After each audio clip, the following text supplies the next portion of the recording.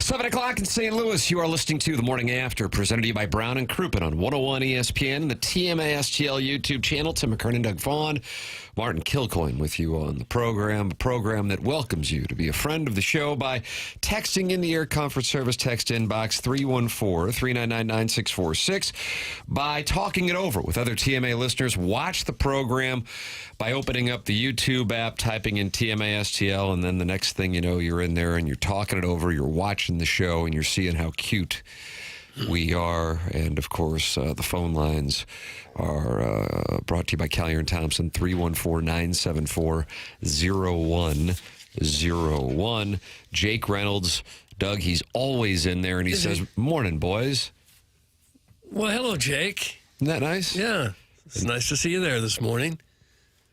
And then Steve Gottsagen's teleprompter says, "Well, Rivers got it handed to him yesterday by us fans, and it was great. MIZ. Oh, gosh. There's a war going on between Jamie Rivers and Missouri fans? I heard Jamie's defense yesterday, not that he needed to defend himself, but he also mentioned he sent his daughter to Mizzou and paid for it. And he said, "I'm kind of a Mizzou guy since I spent a lot of money on it."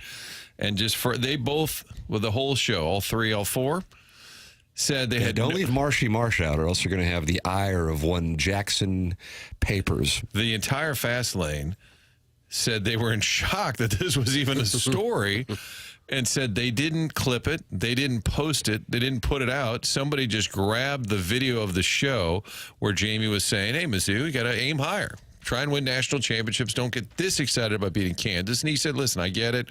Good for you. Sorry, I wasn't taken away from a rivalry." So they ended up spending their opening segment kind of clarifying. I thought it was most interesting that it wasn't a 101 post. It was just somebody clipped it. "Oh, got him. They're going after us Mizzou folks." Now, when the Frances audio arrives on this program, it is clipped, I believe, but I don't want to speak for Jackson Burkett. The back after this, it's at back after this. Is that what it on the is? Twitter tweets, the account is Funhouse. Is that correct? Nurse? About 90%, I would say. Sometimes Francesa, nowadays on his own podcast. Bet Rivers. He'll post some clips that I think he thinks are like, this is some world-class analysis. This is why they put me in the Hall of Fame. I'm going to put in parentheses, one of his producers does.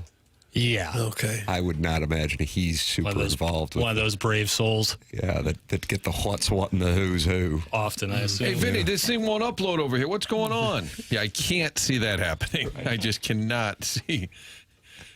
The Pope putting those out. I used to see the tweets from Funhouse, so I know there was a whole... Oh, yeah. Big fan of that account. That was their whole early revenue stream.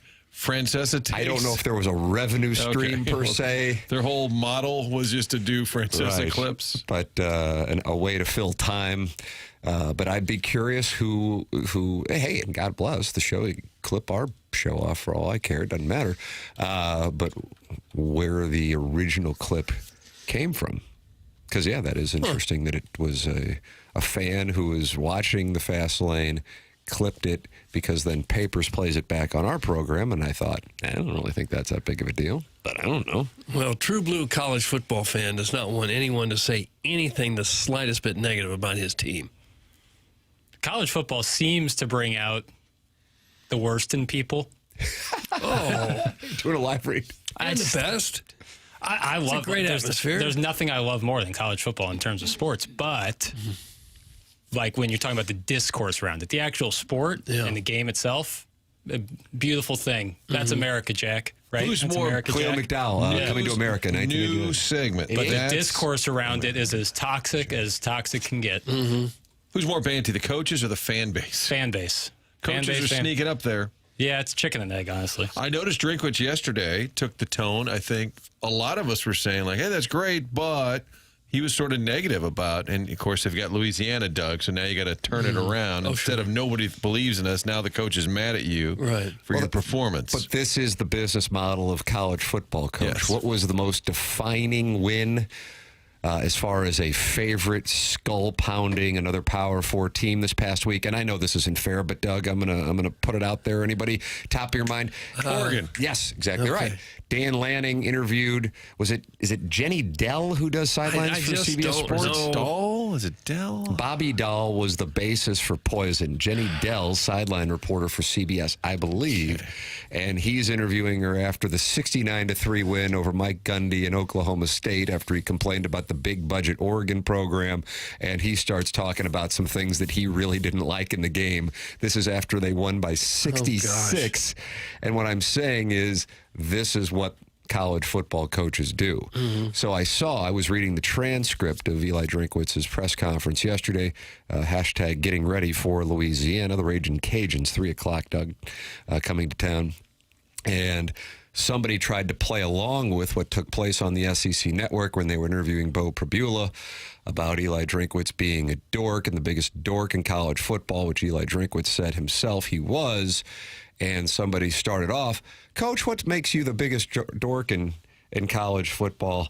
And he wasn't having it. No, I wouldn't think he'd be too happy. He was saying, well, I mean, I don't know what being a dork has to do with our focus on Louisiana. There were some things against Kansas. Papers, well, you're shaking your head. Is it because you're looking for that audio, or is it because... I know where you're at, Papers. Or because... Both. I'm going to find that. I wasn't shaking my head. I will find the audio. No, I think you're saying, all right, Coach, do we want to be the funny guy or not? Right. So Like, poor little media kids say, hey, Coach, I saw the clip. I was of you wondering who yesterday." asked that question.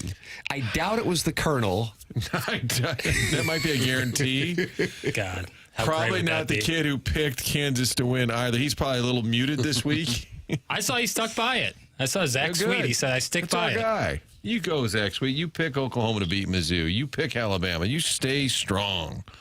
But your point is, Tim, now Coach is locked in. It's time to get serious because we got Louisiana, and you kids get her back on track. That's the mindset of a college football coach, is that, at least publicly, that is what you say, and I understand it. He's like, let's make sure we have that same atmosphere both for our team and our fans when Louisiana comes to town, even though they will be without their starting quarterback, most likely. And I think the new quarterback's name is Lunchbox. Is that right, Doug? Is that the first name or last name? No. Or is his name first name Lunch, last name Box? Well, wouldn't that be a coincidence? Yeah. The Raging Cajuns. I feel like that school's changed. It used to be Southwest Louisiana, and then it became Louisiana, and then it was Louisiana Lafayette. There's a Louisiana Monroe. This is not that. ULM. These are the Raging Cajuns. But Coach is locked in. Now, friend of the show, Chris Pelican, also U-High, texted yesterday when we were having that whole discussion. He said Drinkwitz loves the disrespect card. That's kind of how he motivates the troops. Something to prove, stand on business. And he said with the Kansas game, there wasn't a whole lot of disrespect. So he felt, Pelican, that they chose that kid as an example. Like, we needed somebody, like, we'll find the disrespect somewhere. If the janitor happens to be wearing a Jayhawk T-shirt, that's it. He doesn't like us. His theory is that Drinkwitz will find the disrespect, and they didn't have it, so they found the kid locally who happened to pick Kansas. Yeah. Pick on someone. And now this week, because you're heavy favorites, everybody expects you to win. You go Oppo. Right. Against And Louisiana. say, we got a lot of problems around here. We got a lot to fix. And on Tiger Talk last night, he was not happy when he found out that the South Carolina game is not sold out. Now, the seats that are available are in the South Carolina section and the nosebleeds, and I don't know how many there are. There don't appear to be too many, but he was not pleased to find that out. When Mike Kelly They'll get there. brought that up. Doug, that will be an either 6 p.m. or 6:30 p.m. kickoff, depending on what takes place this weekend from Missouri, Louisiana. Maybe that's And why they're also, not. Maybe that's why they're not sold out. People don't know when the game is. 6 or 6:30. And then also you got Vanderbilt, South Carolina. Keep an eye on Diego Pavia going down to Columbia East. And you also have Florida dealing with LSU. Only a 7.5-point underdog. Keep an eye on that as well. And Miami, Florida, taking on South Florida, friends of Billy Napier and the Spittle. The Spittle. Yeah, Florida got a 15-yard penalty for that's right. More spitting. More spitting. Yeah, it was hot spit action this past weekend with Dak Prescott, and also the bull spit, as it's being known. Did you see Jalen Carter's suspension was handed down? He got a 1-game suspension, and they said, but he already served it Right. by missing that nothing. game. Nothing. I think Chiefs fans are like, come on, knock him out this week. You would have thought maybe one more game. Yeah, I guess there was more to. I don't know. It's fine. I think what they did was actually fine. How does Marty function on 6 hours of sleep, let alone survive? What a trooper. That's from the Huntley Hot Wife Hunter. This is Triple H, Doug. Huntley Hot Wife Hunter. And he's paying homage to Martin's stamina. Well, thank you. I appreciate that. I've got kind of a routine. What time do you go to bed? What time do you wake up? I'm curious. Yep, just like I the would Huntley Hot Wife Hunter. I'm typically in bed by 11:45, and then I have multiple alarms that go off. Jackson and I have a little system as well. Wes Anderson gives. Only failed once. But usually up between 5:30, 5:45. So it's about a 6-hour window, which I'm good with. I'm fine. But then I'll try midday after onboarding to work in a little nap. And I could sleep for 20 minutes, 40 minutes. I could sleep like that, and it keeps me going. Huh. I had that schedule for years, and I realized when the midday nap was the highlight of my day, maybe I was doing life wrong. That was the highlight of your day. Because you just looked forward to it so much. Yeah. And had to go to sleep a little before I went to work. When you started this show, to 11. when you started doing this show, Tim, was that 2007? It was September 2007. Because Fesco had a non-compete or something. So Doug comes on the show. Mm-hmm. Were you doing the nightly sports? No, though? So that had to help. Yeah, so when it shifted, you started doing because Savard, Sevy, who you stiffed with weeks and weeks of Macomb coverage, I believe. That's correct. Tim, was that in 2011? That went on for a decade. Mm-hmm. But that certainly changes it, right? When you're even downtown. Yeah, to work that late shift, yeah. I got a pretty short commute. The old 2 Fox is close to here. I live close to both, so I'm good. Thank you, Huntley Huffer. What was it? Hot Wife Hunter. Yeah, he hunts for hot wives. Okay. There were a lot of times on Sunday nights the games would run late, and Sports Sunday would be over around 11:30, 11:45. Yeah. I'm getting home at 12:30 in the morning, thinking, "What have I done with my life?" But I'm one of those people. I can fall asleep like in minutes, and my wife can't. It makes her crazy because she's one of those people who struggles to fall asleep. Mm-hmm. Is that right? And I can just, my head hits the pillow, and she's like, "Hey, I was just thinking." I'm like, "Gone." I'm sorry. Tell me tomorrow. Yeah. I'm kind of that Even way with too. a nap. I could lay on this floor right now and take a nap. Is that right? Yeah. And it'll be suggested that I do, I'm sure. Mid-teams that win emotional games rarely cover against dumpster dwellers the following week. Drink knows what's coming this Saturday. That's from Steven Time, who, if I'm not mistaken, bet Chairman Kurt and showed up here at the studios with a $50 bill on whatever the bet was this past weekend. So he's got credibility in that he pays his wagers and he'll put his money where his mouth is. I got respect for that, and he is forecasting Missouri not covering. I gather. I can't imagine he's forecasting a loss, but maybe he is. I don't know. Steven Time this week, Doug. I'm concerned that the state of Louisiana has more Division I schools than they need. They got LSU, Louisiana Monroe, Tulane. Am I missing any? Beware the green wave. What about that? Grambling State? We're talking Italian special. Is that in Louisiana? They had a tough one this past weekend at Columbus. How many Division I teams you need there? It's not that big a state. Grambling State's in Louisiana. Grambling, Louisiana, in fact. Okay. Well, that's 5. They don't need 5. So you'd like to see some upsets me a relegation? little bit. Yeah. Maybe Missouri picks up one? We could use another. Who would you want? 2. That's a good question. We've got, 4? D1? Yeah. Missouri State, Mizzou. Lindenwood. SEMO. Yeah. Louisiana Tech. We're getting a number of texts about Louisiana Tech. There's 6. Is that where Terry Bradshaw went? Louisiana I Tech? think so. What was that? McNeese. McNeese is State. another one? Also Nichols.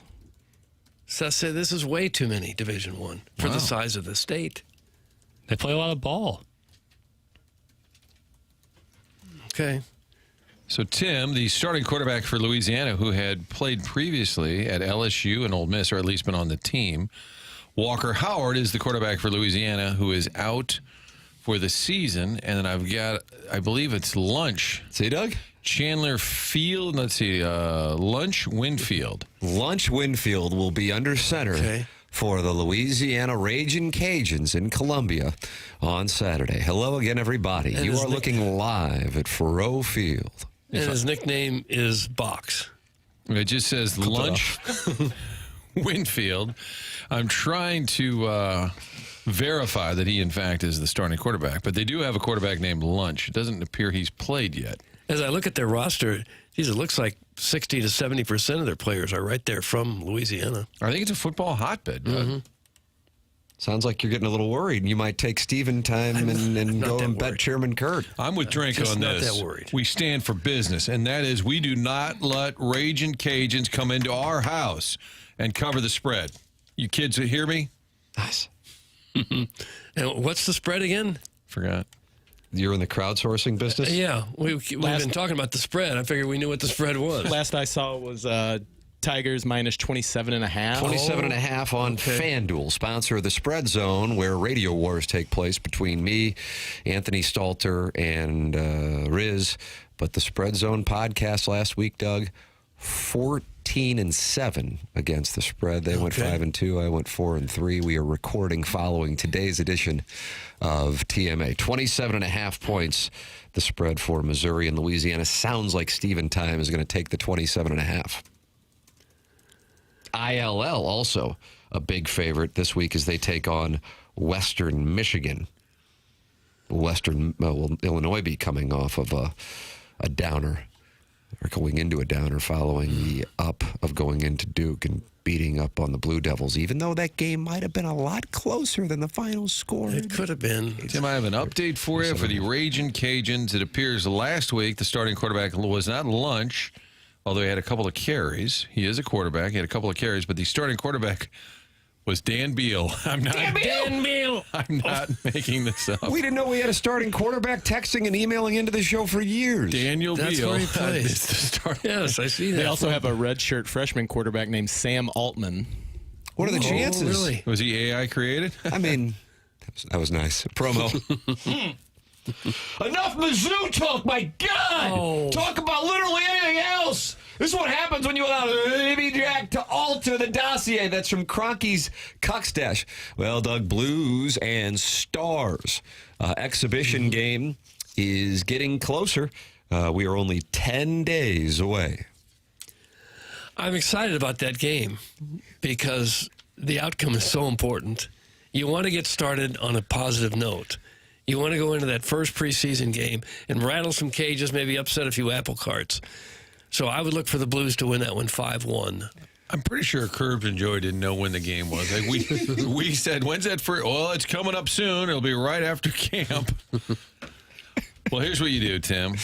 Coming up, the Libitor Arozarena trade. Nice. What do we know now, all these years later? Who won that trade? You might be surprised. Oh, look at that. Wow. That, sir, was a corporate radio clinic that you just put on. I doff my cap to Martin Kilcoyne's teasing camp results because they paid off handsomely. In Maybe the you could fourth become hour, a consultant. we'll revisit this entire topic, Doug, in the fourth hour, but it'll be under winners and losers, and we will bring up Libitor Arozarena. Oh, who was the winner and who was the loser? It's 72 degrees in St. Louis. You're listening to TMA, presented to you by Brown & Crouppen on 101 ESPN.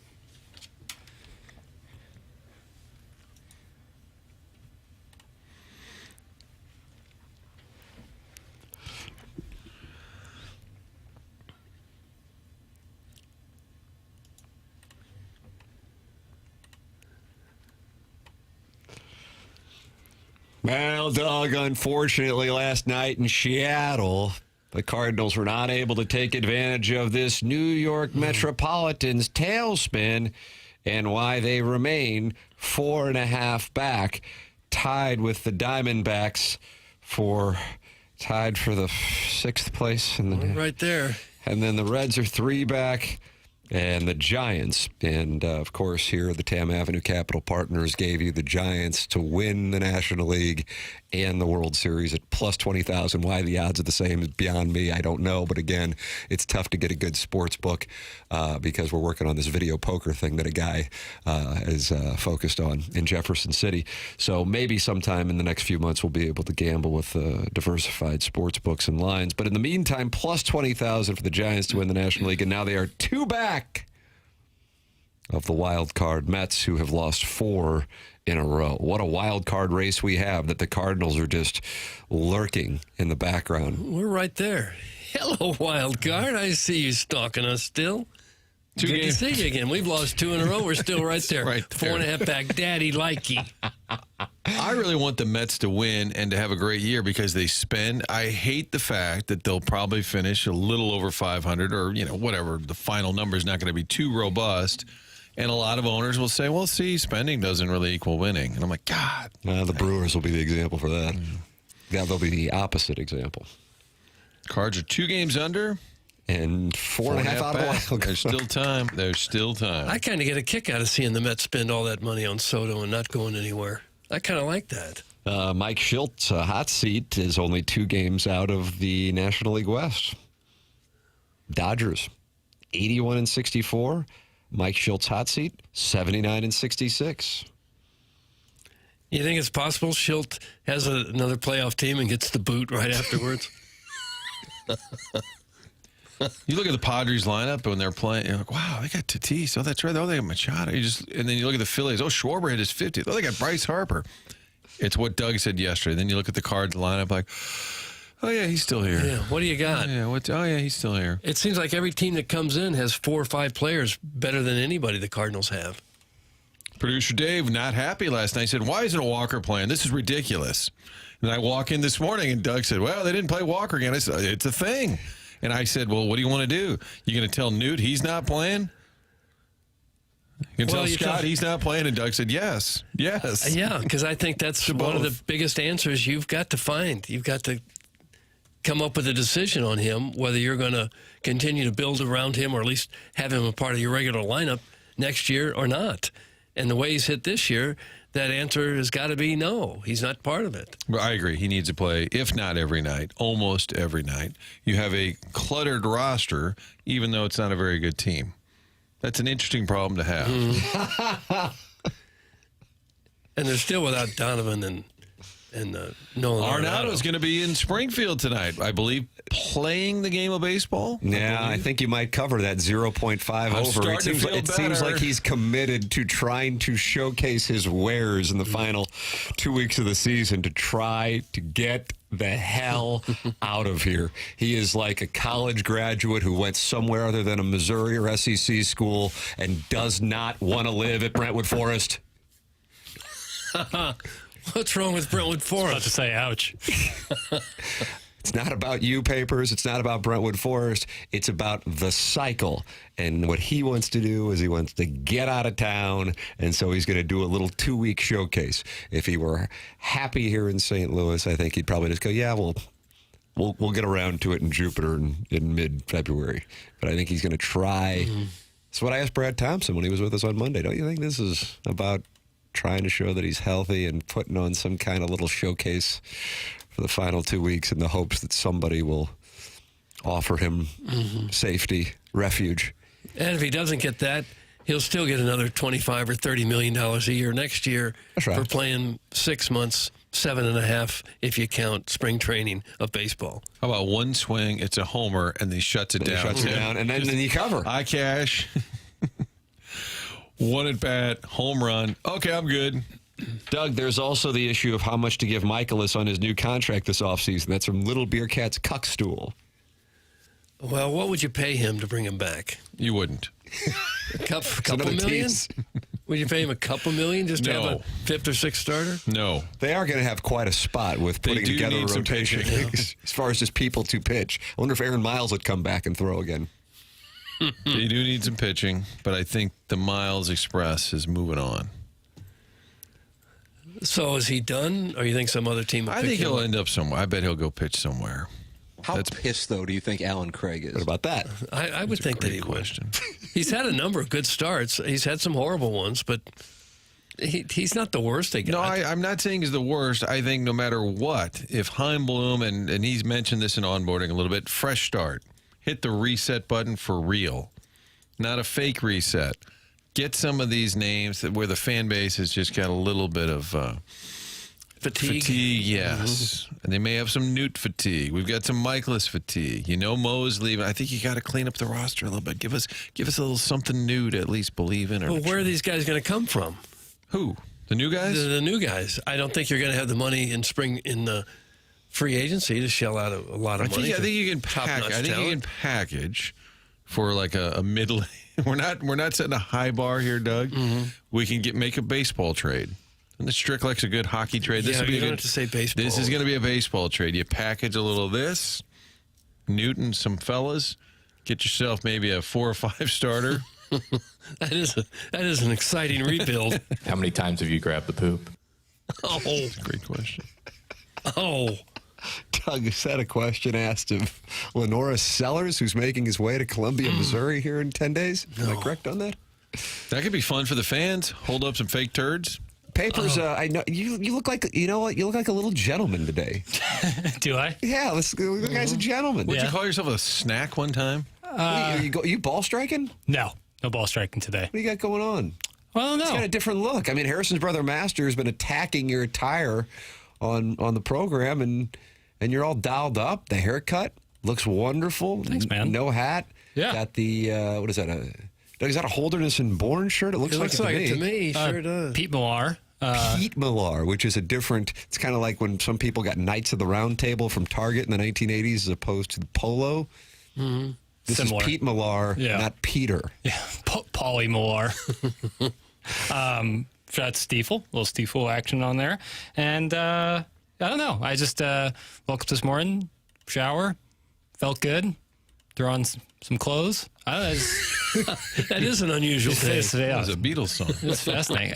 But I know what Tim's talking about. I usually don't dress like this. Right. I figure you're like going to log cabin or something today. You get No. a real job. You stepping out on No, us. I got a lot to do today because I'm off. I'm out on Friday, leaving town Thursday afternoon. So I'm just trying to get ahead of some stuff. So I guess I'm just, business casual. I casually give you the business. Sick. Be This darned. guy's sick. Why you got glitter on? I know I need my glitter. Papers looks like a little radio pro. That's from Doug's Hole Inspector.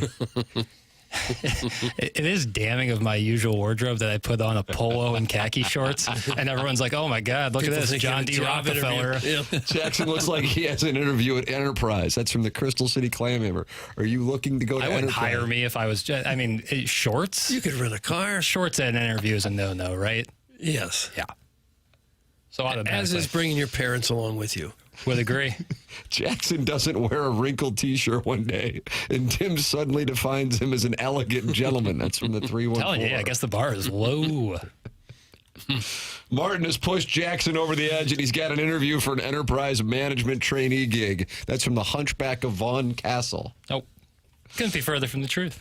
Oh, Another vacation? What is he on the Doug Vaughn plan? That's from Big Tough. I've taken 2 days so far this year. I 2 can't, days. I can't remember the last time I took a day. I'm only taking one You're day. only taking 2 days vacation this year? Oh my God! The hell are you doing? Working. Grinding. Journalism is my life. Yeah. Yeah. Buck Swope's going to conduct an audit on that. I just want to warn you. Yeah, I went You to missed February Anaheim. 22nd. You were also out March I missed 4th. a Friday and a Monday to go to California. I think I missed. I actually track it in a spreadsheet. Yeah, I think I missed one day for Sweet Kai's wedding, maybe 2. Cape Cod. Yes, Cape Cod. You can call in with your Cape Cod experiences. Collier and Thompson phone lines, 314-974-0101. You can also share your favorite Cape Cod memories from your summers. in the Northeast, 314-399-9646. It's the Air Comfort Service text line. Then you got that Michelob Ultra YouTube chat where friends gather and talk it over. Friends like Martin's Wildcat Agenda, Lex Luthor, MD 2020, Kitty Bates, and the Angry Engineer. They are all in there talking it over. It's brought to you by Michelob Ultra. Michelob Ultra, sponsor of the YouTube chat, 95 calories, 2.6 grams of carbohydrates, and also the Lemmings Open, which is taking place at Oak Valley 3 weeks from this Friday. It's going to include donut drive-in for breakfast. It's going to include Lion's Choice for lunch and small sliders for dinner, and all the Michelob Ultra you can enjoy. Get your foursome together and go to 101ESPN.com to sign up for the festivities. As we partner with Birdies for Bipolar, it's the Lemmings Open, presented to you by Michelob Ultra. Hello again, everybody. Jackson, do you have a pairing? I don't. My father, who I played with. Oh, yeah, he's going overseas, wherever the jet lands. Is that what they do? They're going to Europe, my mom and my dad. So he will be out. So I think I'm a free agent, you know? Oh, wow. Yeah. So if anyone has any interest, I'm available. This guy can strike the ball. This could be like that tournament at Gateway National where you were sold off to a team that didn't know who you were. I was bid on, yes. I approached the gentleman who I was told bid on me, and they said, "Who the hell are you?" We didn't spend a nickel, which was humbling. It was hurtful. It was humbling is what it was. But we fought through it. The You putting had to green, play, the putting green was free. But it can be a little humiliating. The Joe Buck Classic, he would always have Collinsworth and Aikman and Rush Limbaugh and Pete Rose, like the biggest names in the world out of Boone Valley. And one year somebody didn't show, and so like in a panic he called and told me to come out there. And I said, "I'm a nobody, Joe." And he goes, "That's fine, they don't care." And I said, "Thanks for agreeing with me." So then he's introducing everybody. He's like, "We've got Troy Aikman over there," goes in. And somebody gets played with my buddy Martin. Anyway, we've got to just gloss over it.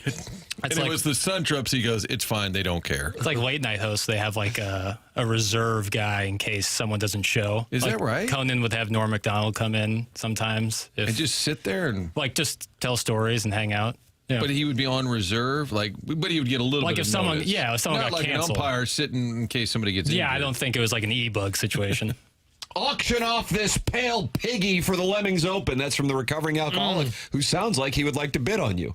That's nice. I would do that. He's And someone. he calls you the pale piggy. He's someone who, for as much as he talks, in intense fashion, he puts his money where his mouth is. Just like Steven time. Certainly. Why does he have to call you a pale piggy? I can't judge what people call me. It doesn't that's hurt not me. fair. Sticks and stones is what I say. No, I think he's looking at you like a snack. Yeah, a little piece of bacon. Jackson's wearing the mutual fund uniform. That's from Doug's prison wallet. Doug, that's called the mutual fund uniform? Why is that? Not nearly enough Patagonia. Not nearly enough. Patagonia is a mutual fund uniform? Yeah, like on a cold morning, much like the one we're in right now. What does that have to do with mutual funds? You throw on a little vest, one of the fleece vests, maybe even the full But what does that full have to do zip with up. mutual funds? Yeah. And then you throw on some Can't get an answer. athleisure hybrid. But how does mutual pants. fund figure into the equation? Well, this is what you wear when you're out there hustling, looking for a hustling mutual mutual fund? funds. Well, no, when you're hustling mutual funds, Door to door? putting people in good positions. Shout out to our friend door-to-door Mark Hanna. mutual fund salesman? One more time, I'm sorry. Are there door-to-door mutual fund salesmen? There might be. I don't know if that's a very lucrative business. But you just described their outfits. Well, I think they're working at brick and mortar stores, not, I said door to canvassing. door. To be fair, I threw out door to door the way Yeah. you were suggesting. Although I'd it. be interested. I'd like to see like a GoPro of that. Like, hey, I got a vacuum. knocking on if you're not doors. interested in that, I've got a mutual fund. I guess there used to be guys who'd knock on the door to try to become your financial guy. Door-to-door That sales. could be close to a mutual fund door-to-door salesman. Door-to-door sales seem to have gone by the wayside by and large. That's probably Since for the everybody best. has a ring and Probably a for the best. shotgun. Well, there's just it's so not many a ways to great model. communicate. That's the Sebastian Maniscalco, the bit that he does about the doorbell ringing. Right. Because it used to be you'd Right, you'd so be so excited excited. that somebody was visiting, and now you grab a knife and you're calling the flag, who's here?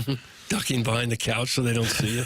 Minute Bowl Eligible says Jackson looks hot, like a manager at a Verizon strip mall store. Oh, That's probably a good gig. Probably a good gig. Let me see. I'll give you some trade-in value for that. I could do that. Jackson looks like he's dressed for a Webster Groves wedding. That's from the 636, and I sense, Doug, that comes from Cottleville, where they are really sideways with Webster Groves, and, of course, Webster Groves sideways with Cottleville. It is odd that a fellow puts on a golf shirt, and the whole show now has become what he looks like. Mutual fund salesman, Verizon store manager. It's my cross to bear, man. This is the price of being boyishly handsome. Clip that off. Harrison's brother Master not happy with the Stiefel dossier, even though Jackson is wearing his Stiefel golf shirt. Right. How is it possible that Pronoun Boy didn't put the AP voter on the dossier? Well, Harrison's brother Master, Pronoun Boy, did put the AP voter on the Stiefel dossier, and coming up in a matter of moments, you're going to hear from her, Doug. Are you familiar with this story? No. Oh, you're gonna enjoy this one. Okay. We'll have it for you coming up next. CMA 101 ESPN.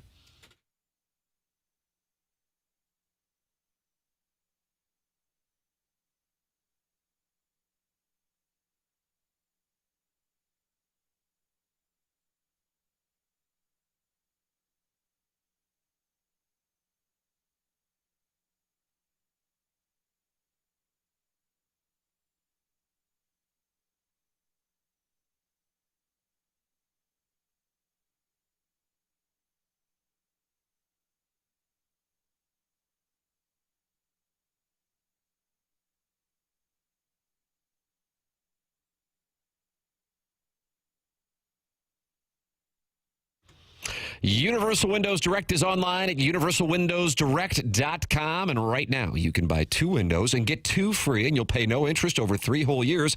Call them at 314-334-2522 for your free in-home estimate today. And like me, you'll be saying, I love buy windows.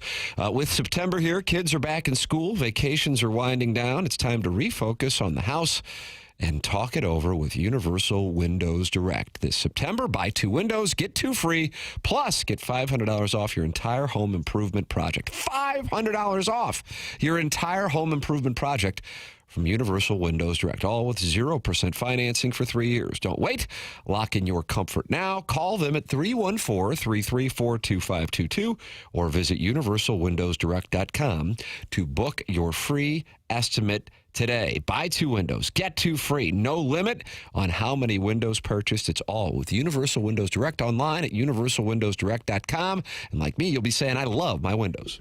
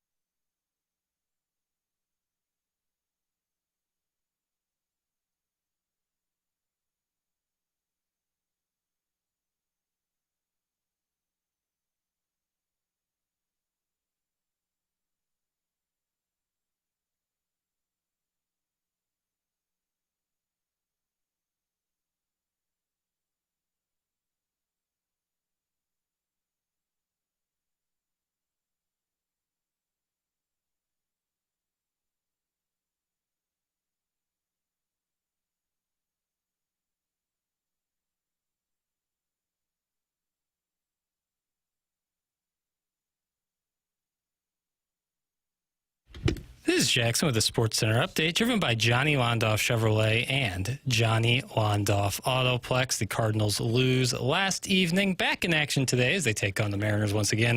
8:40 p.m. first pitch with Michael McGreevy taking the mound for the Cardinals. That was another Sports Center update, driven by Johnny Londoff Chevrolet and Johnny Londoff Autoplex. See them at londoff.com. Chevy, together we drive. Are you kidding me?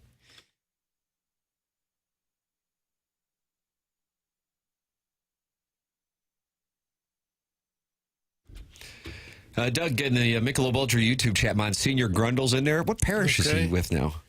One of the ones that went out of business, I think.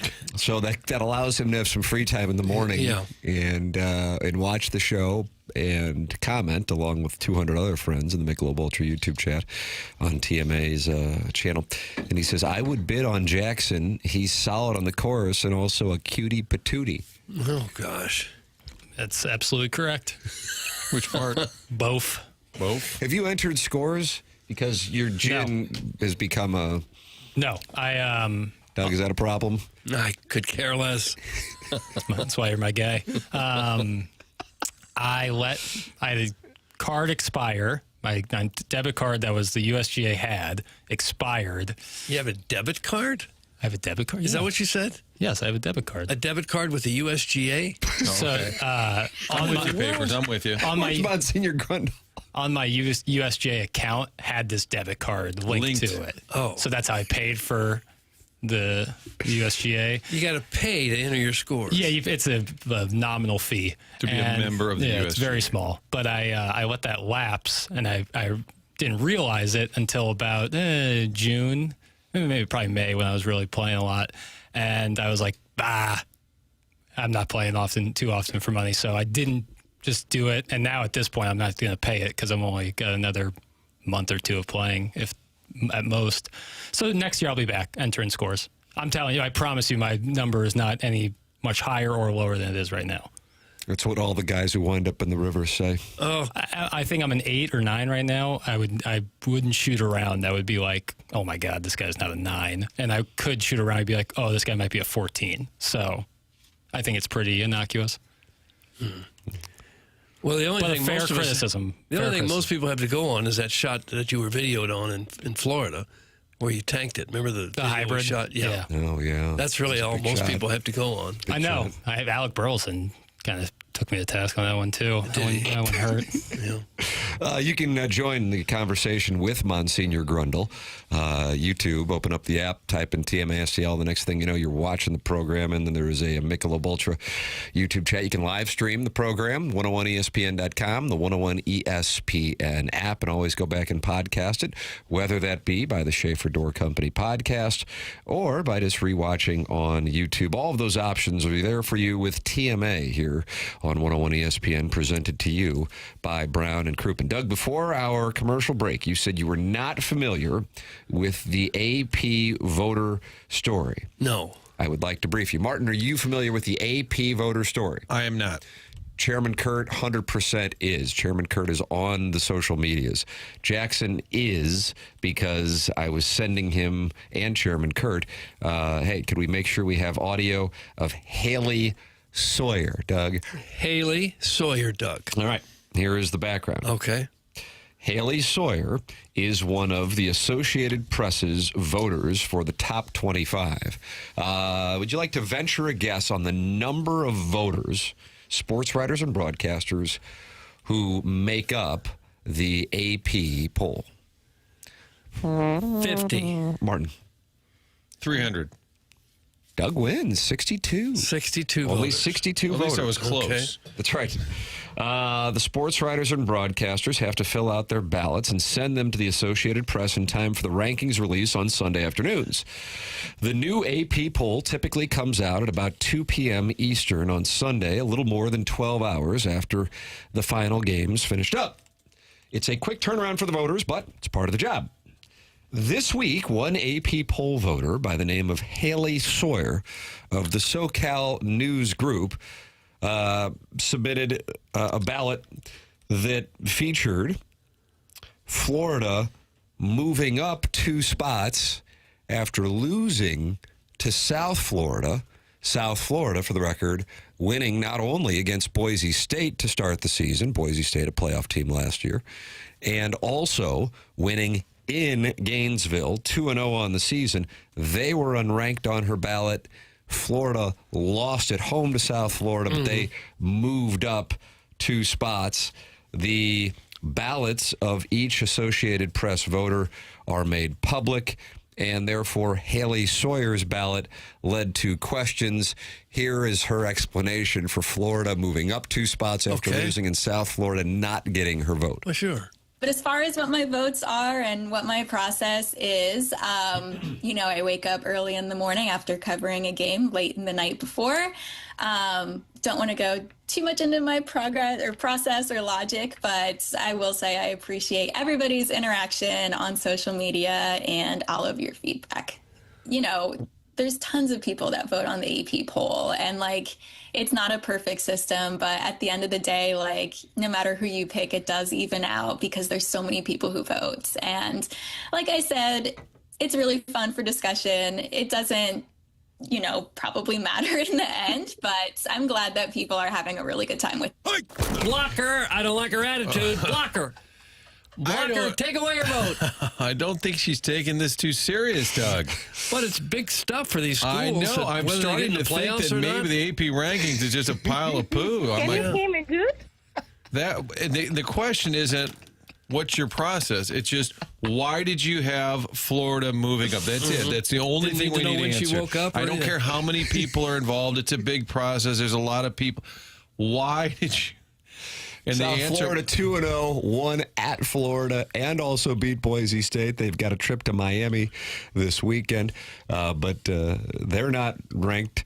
But Florida, Doug, they lost. They moved up 2 spots, and she enjoyed it.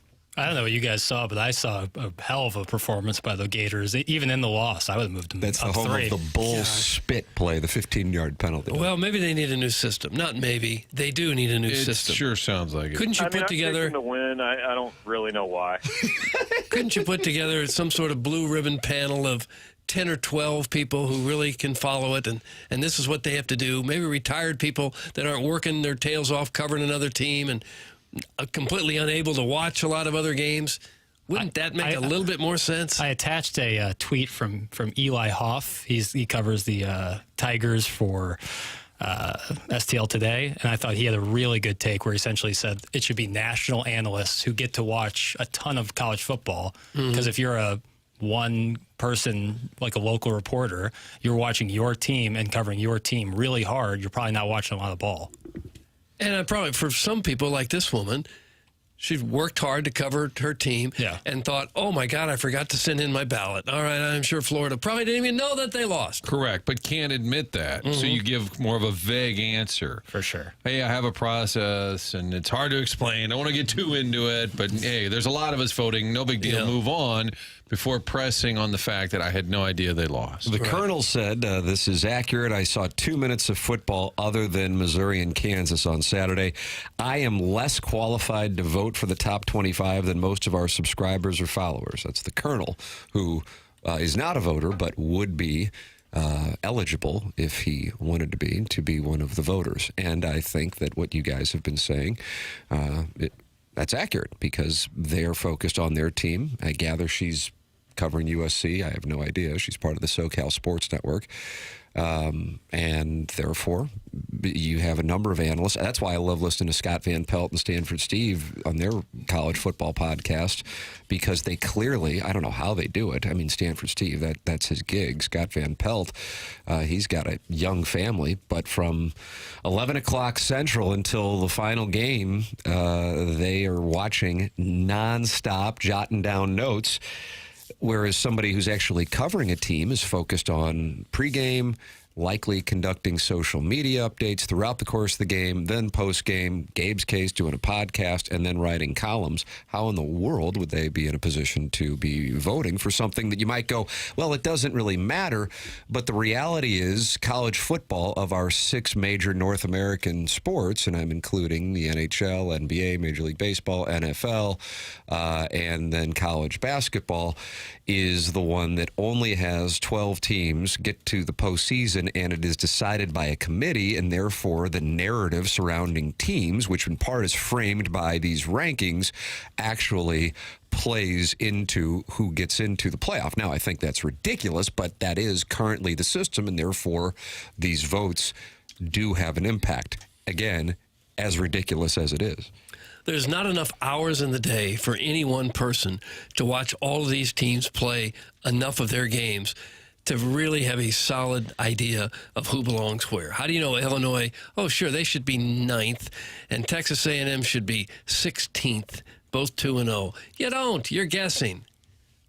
What would you say, Tim, it has less value than it used to? I mean, it used to decide who the whole champion was. Yes, I would agree without question. poll. And indeed, that is the case. Right. There was a story of Dr. Tom Osborne. Doug, do you remember he was a doctor? And I'm he also Dr. Tom Osborne. He coached the Nebraska Cornhuskers.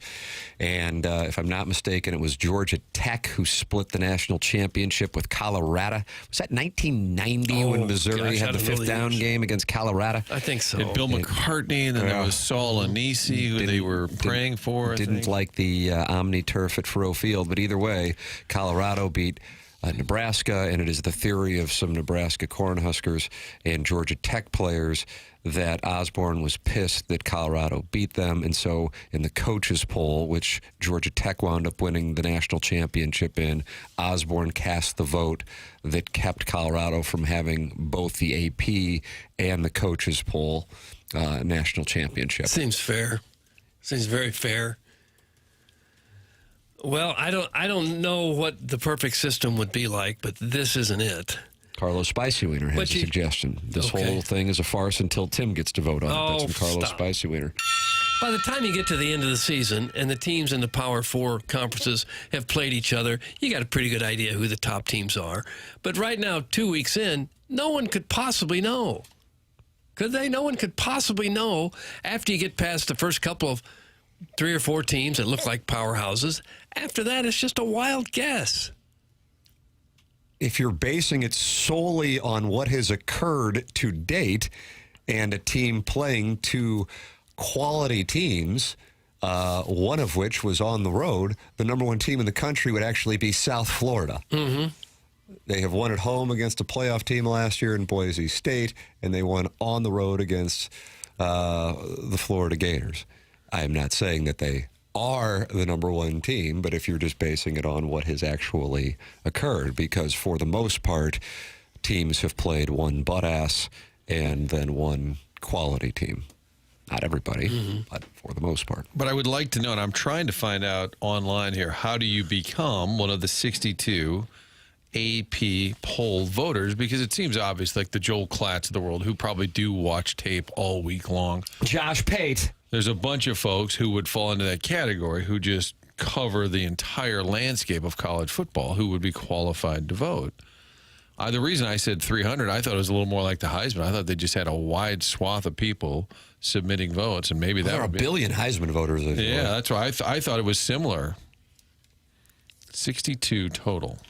But when you defend yourself, or given the chance to defend your vote, you might want to be a little more specific than saying, well, I have a process, and you don't really need to know. Maybe they do need more voters. Maybe more voters would give you more eyes on more teams, and you'd have a better general idea of what's what.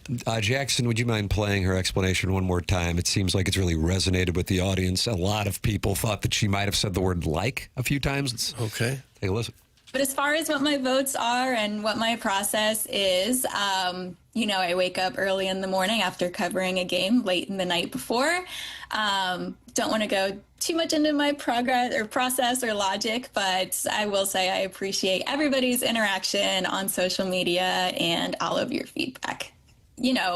There's tons of people that vote on the AP poll, and it's not a perfect system, but at the end of the day, no matter who you pick, it does even out because there's so many people who vote. And like I said, it's really fun for discussion. It doesn't, probably matter in the end, but I'm glad that people are having a really good time with it. She is enjoying it. She has made her Twitter profile private.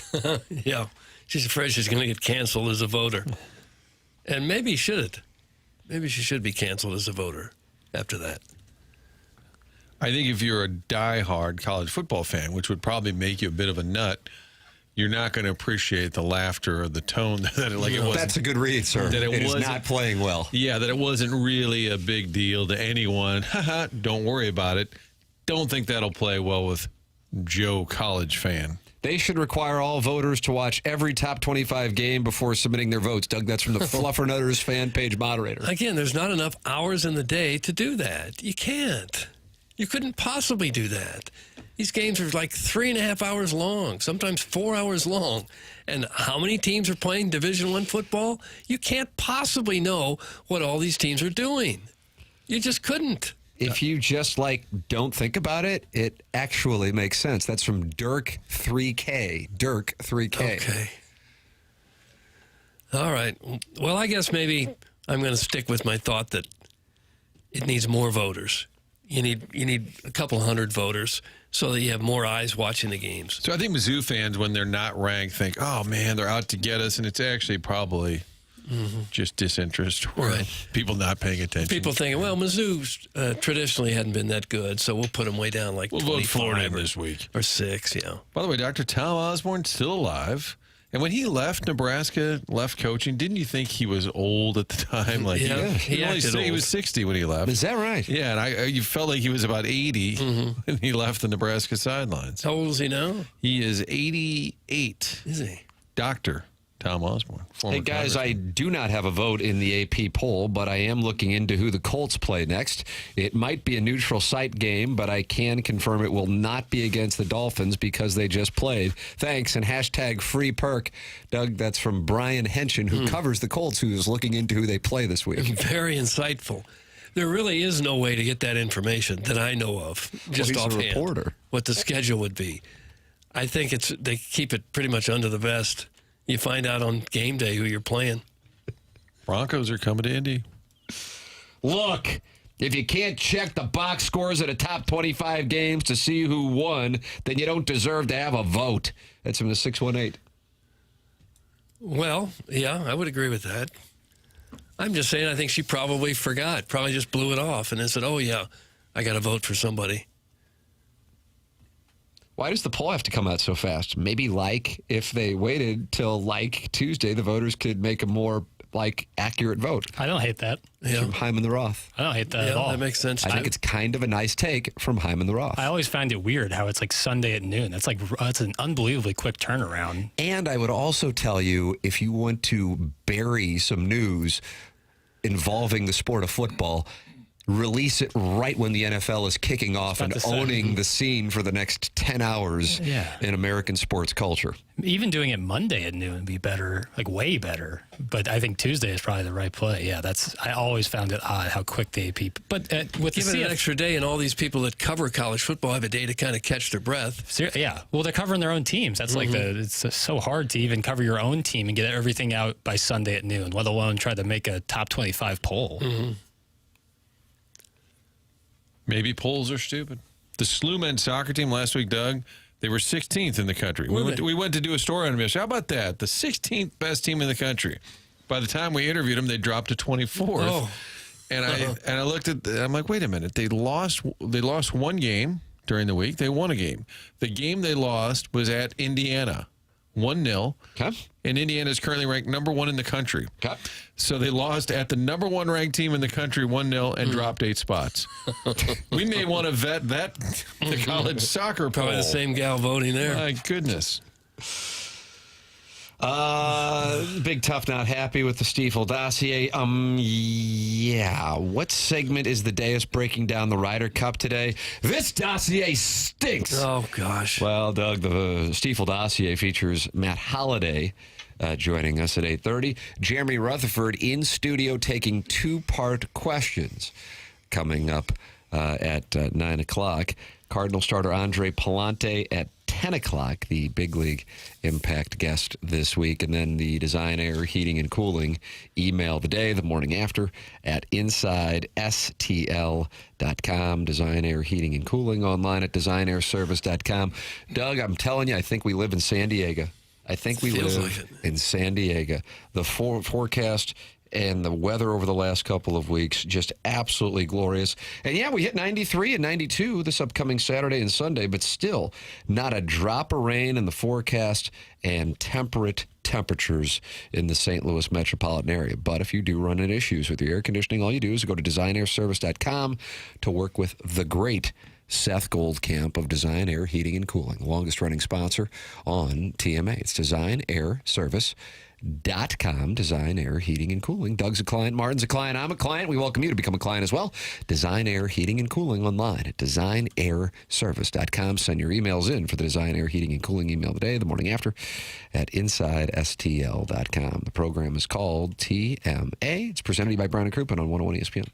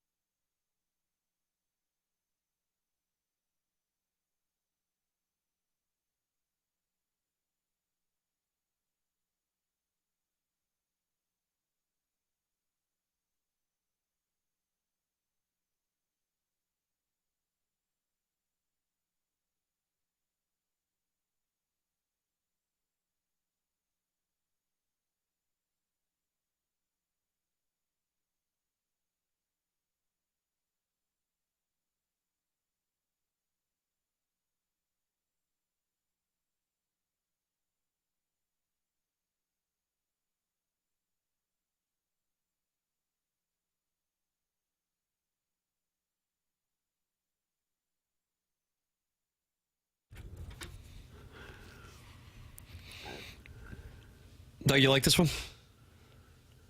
Sure. What do you think the music theme is? Dickie Betts would have been 82 today. Where people were born. Right? No, I made that up. I don't know. Is there a music theme today? Pam? Good vibes. Good vibes. That's my favorite. And there's not, hey, listen, people love the Allman Brothers. You an Allman Brother guy? I'm growing into it. All right. Yeah, I'm trying to expand my my music library. How are you doing that, bro? Apple Music is helpful in that department. Yeah. Like new music, and they can build you stations. And so I love, it's weird, but I love driving, and I'm just on the heels of about a 10-hour drive back and forth to Chicago. So You a lot like of, that? Oh, love it. It's like meditation to me. I have to tell you, Yeah. I hated it as a young tyke, and when I would drive back and forth from Columbia while not graduating. But now I don't mind it. And you go, well, you're just driving back and forth to Columbia for these Missouri games. But even when I would drive down to Jupiter, now for me, and I think for other people with young children, it's an escape. Enjoy the silence. Was that Depeche Mode in like 1990? Gosh, I don't know. I think it's 89. You think it's 89? I'm gonna go 90 to get me 91 and 89, but I think it's live. Doug, enjoy the silence. 1990. Shipped it. Nice And- try, Martin. I disagree. But Papers, you're not in that category, and you're driving back and forth to Chicago every 6 days. It sounds. It feels like that right now, for sure. Now, just having the open road in front of me, wheel in my hand, and I think Wheel in your Sounds like a hand. Scotch commercial. With the Wallies in the horizon. that's right. I don't know if I would have the same opinion before the days of Apple CarPlay and Bluetooth, where I can. Yes, that is accurate. Where you had to switch the radio station left and right. I don't think I'd love it, but I love listening to podcasts on it. Then I can go on like a 45 minutes of music, and that helps me the time go by faster when I'm switching back and forth. And I really, it's really therapeutic to me. A nice car does make a huge difference. Yeah, absolutely. When I was your age, I was always driving horrible cars. Jackson and just went to worried Ladue. about, am I going to get there? Yeah. Is it going to break down? Where am I going to go if it does break down? You didn't have a cell phone. You couldn't just call somebody if you had a problem with the car. Yeah. Now it's kind of, cars are built so well. You rarely see a car on the side of the road broken down. Right. That used to be a common sight. Sure. You don't see it much. No. Yeah, my first car was not great, but it was reliable, very reliable. But it was not. I didn't have Bluetooth or anything, so I don't think I would have loved long car trips in that. No, I had cars break down all over the place. You wouldn't love the Michelob Ultra YouTube chat right now because they are not happy. Andre Pallante is going to be on the show. Why's that? Oh, wow, they got Pallante. Huge get. That's from the TMA remote lamp. You wanted him? Well, they got him. Welcome to the show, Pallante. That's from Libby, Jackie DiCaprio. And Jackson, there's that therapy you were talking about on the open road. Don't look in the Michelob Ultra YouTube chat because they're not happy with the Stiefeldas. Maybe it's the reason I love the therapeutic drive so much. Andre Pallante works with Big League Impact, who's been a great partner here with 101 ESPN. And Andre Pallante is involved in the Fantasy Football League that we're also in. And so he's 1-0. 1-0. Yeah, we're first in our the Adam Wainwright division. Yes, Doug, yes. Number one after week one. And he's in the same league, and he's coming on to promote the great work that Big League Impact does, as well as talk Cardinal baseball. Jeremy Rutherford in studio, 9 o'clock. Matt Holliday, 8:30 on the Callier and Thompson phone lines. Martin, we were wondering who asked the question. You've got the audio now. This is Eli Drinkwitz being asked about being a dork and then turning his attention to Louisiana. Eli, when you say you're the biggest dork in college football, what's been the process, I guess, throughout your whole coaching career of embracing that and kind of realizing the importance of that self-awareness and transparency as a coach? Yeah, I'm just trying to beat ULL.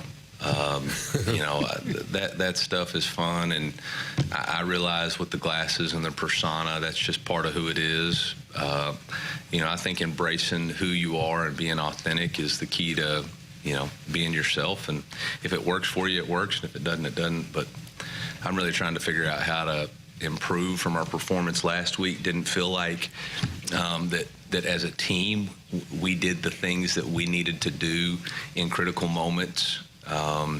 when we really had a chance to put the game away. You know, we have a chance at the start of the second half to go down. We have all the momentum and miss on a fourth down. You know, don't get points there, and then in the fourth quarter, you know, we get the ball back. It's 3rd and 1, can't convert. Punt them inside the 5, and they go 96 yards. So I don't know, being a dork, not being a dork matters and all that stuff. You know, we just got to get it fixed. Well, he handled that okay. He could have snapped at the guy and said, "What do you mean, dork? It's okay for me to call myself a dork. It's not okay for you to call me a dork." It's not what I thought it was a good okay. I thought it was a good. It wasn't Because like a the video cheeky. I thought it was like a good time you can open up. Now, I think maybe it being the first question after his kind of intro. Yeah. Is that when it fell? Okay. It was 2 minutes and 30 seconds into the presser, and he usually starts with his opening monologue. You got to watch number 92 for them. He really is a great player. 51 is also quick off the ball, but 42 gets downfield really well. And 37 just jumps off the film. And you're like, oh, thanks, Coach. I'll go buy a roster of next week's opponent. But the whole premise is on Monday, Bo Pribula was on SEC Network. They're joking with Pribula that is he a dork, and Drinkwitz in the background just happened to be there and popped up and said, I am the dorkiest coach in college football. That's where it came from. That was not brought up out of nowhere. Correct. Happy Wednesday, Wiener Schnitzels. I'm going to take a proactive swipe at all you all you JBB haters. He is the backbone, the cornerstone of TMA. Without JBB, you derelicts are slurping oatmeal in your mom's basement with nothing to give your life joy and meaning. That just happened. That's from your mom's lesbian lover. Couldn't appreciate the support more, but none of that was true. Clip that off. That wasn't your agent who wrote that. I am simply a cop. Your agent is your mom's lesbian lover? DBA. I am just a proud cog. A proud cog. Just a proud cog. Drink's stupid haircut definitely makes him look like a dork. That's America in the Central West End. Now I'll defend. There's sometimes follicles, male pattern. It's tough, man. It's a grind out there. So for some, they just grow it effortlessly. So yeah, it comes easier to others. Mm-hmm. Like Mike Gundy's mullet. Yeah. Yep. Man. He's got thick, luscious head of hair. Mm-hmm. He is catching hell on the social medias, Doug, because as he was walking out of the Autzen Zoo, losing 69-3, where Dan Lanning was not happy with his team's performance, some people in a group were yelling at him, I'm a man, I'm 40, which, of course, dates back to the 2007 rant. Can't shake it and never will. And Gundy, as opposed to ignoring them or saying something to them, he walked over and shook their hands, and they wanted to take a picture, and he smiled for the picture. So now Oklahoma State fans are mad that Mike Gundy, after the team lost by 66, smiled in the picture. Doug, you can't win. Is there anything you can do after taking a beating like that to please the fans? I'm telling you, college football brings the absolute worst out of people. Yeah. It is their outlet. They're moral, quality people, 6 3/4 of the week, and then that 1 quarter, they are just bastards. I think it's because a lot of college fans have a personal connection to their team. Maybe they went to the school, so they think that's really part of them. I mean, you can be a diehard Cardinal fan, but chances are real good you didn't play for the Cardinals. But as a Mizzou fan, you might have gone there, and so you've had a connection there from the time you were a young adult till now, so you get a little bit more crazy about it. I was happy to hear that's how he handled it. I didn't know the story. I thought you were going to say then Gundy berated him. No. He went over and took a picture and smiled. That's the right way to handle it. But the Oklahoma State fans, some, of course, this is not all, are like, can you imagine? How would you feel if your head coach just got beat by 66 and he's smiling with the opposing team's fans? Yeah. Well, there is a coach right now who currently has great equity as we sit here on Wednesday, September 10th, who by the time he goes to bed on Saturday night will be experiencing cries for termination after his team loses a game in which they're a favorite or a game in which they get blown off the field. You can count on it. It is the cycle. Billy Napier had all the equity in the world going into this past Saturday, and now it's hot seat season in Gainesville. I can open up our dictionary, Tim, if you'd like to put maybe just a person on that list of who's the next one that we're not suspecting to be put on the hot seat. Yeah, because like Kalen DeBoer is off the charts. Right, that's correct. Napier also off the board. All right, so give me a sleeper pick that's going to be like your Mike Schild play was just legendary. It's a long-term play. And it may in 2 or 3 years come true. I won't say it's going to be hot seat, but I'll make a play on all of a sudden they're not happy in Knoxville with Josh Heupel as the Georgia Bulldogs go down and do some damage to the Orange. That probably delights you to hear, Jackson. Yes, I would love that. That would be great because they're really high on their team right now, and that would be really fun. I'll put maybe a feeler, non-SEC feeler out there. James Franklin can't win the big game. He always highly. Who's Penn State got this weekend? Always highly ranked. I'm not sure who Penn State has. Well, I thought this was based on like the next 4 days. No. I was thinking like in general, like towards November. We've got Villanova coming to town. I don't think they're going to have any problem. Worried about their issues with Newhouse. Howie Long, a Villanova guy. But they have Oregon the weekend after at Happy Valley. So maybe. So Tim's talking short term. Yeah, I was talking about the next 4 because this is the way that it works. It is a week to week. Who's going to be the next existence kind of absurd highs and lows with an accelerator that is social media and college fan based message boards where they become echo chambers. Some of it's where's the bar. Like if Indiana loses to Illinois a week and a half from now, Cignetti is still pretty popular, I think, in Bloomington. Like he's got this equity right now, and they're not just nutso about football in Indiana that they're going to overreact. I think that Lincoln Riley and USC, not this week or next, but at some point this year, if they're stumbling around, he'll start to feel it. I don't know if it's as insane there as it is I'm curious in the SEC major is a metropolitan different areas. level. And Big 12's got it, and some Big 10 schools. Chairman, it sounds like you're grabbing the mic to venture a guess on who will be the target in the next 4 days. I'm going to sprinkle a little bit on Dabo Sweeney. Oh, that's where I was going, too. Well, he had problems with Troy this past weekend. Georgia Tech this weekend. Yeah, I've got that one circled. Doug, do you know Haynes King situation for this Friday in Atlanta? Well, we're going to check and see. I know it's iffy at this point, but we're hoping yes. But the answer might be no. Nice. So until we really know for sure, we can't say anything definitive. But we'll just look and see what happens. It'll be interesting to see how it plays out. If they're 1-2 following the Georgia Tech on Friday night in Atlanta. Yeah, that's what I was going to say, too. Because, they lost their opener to LSU, talking about Clemson now. And kind of Syracuse slapped around with Troy. They were down 16-0 before the rain delay. Yeah. And he could fall down the hill sometime, and that would slow him up a little bit. Falling down the hill where he runs onto the field. I was waiting for Jackson. Okay. That's Jackson's sweet spot. Oh, my bad. I was looking for another coach who might pay attention.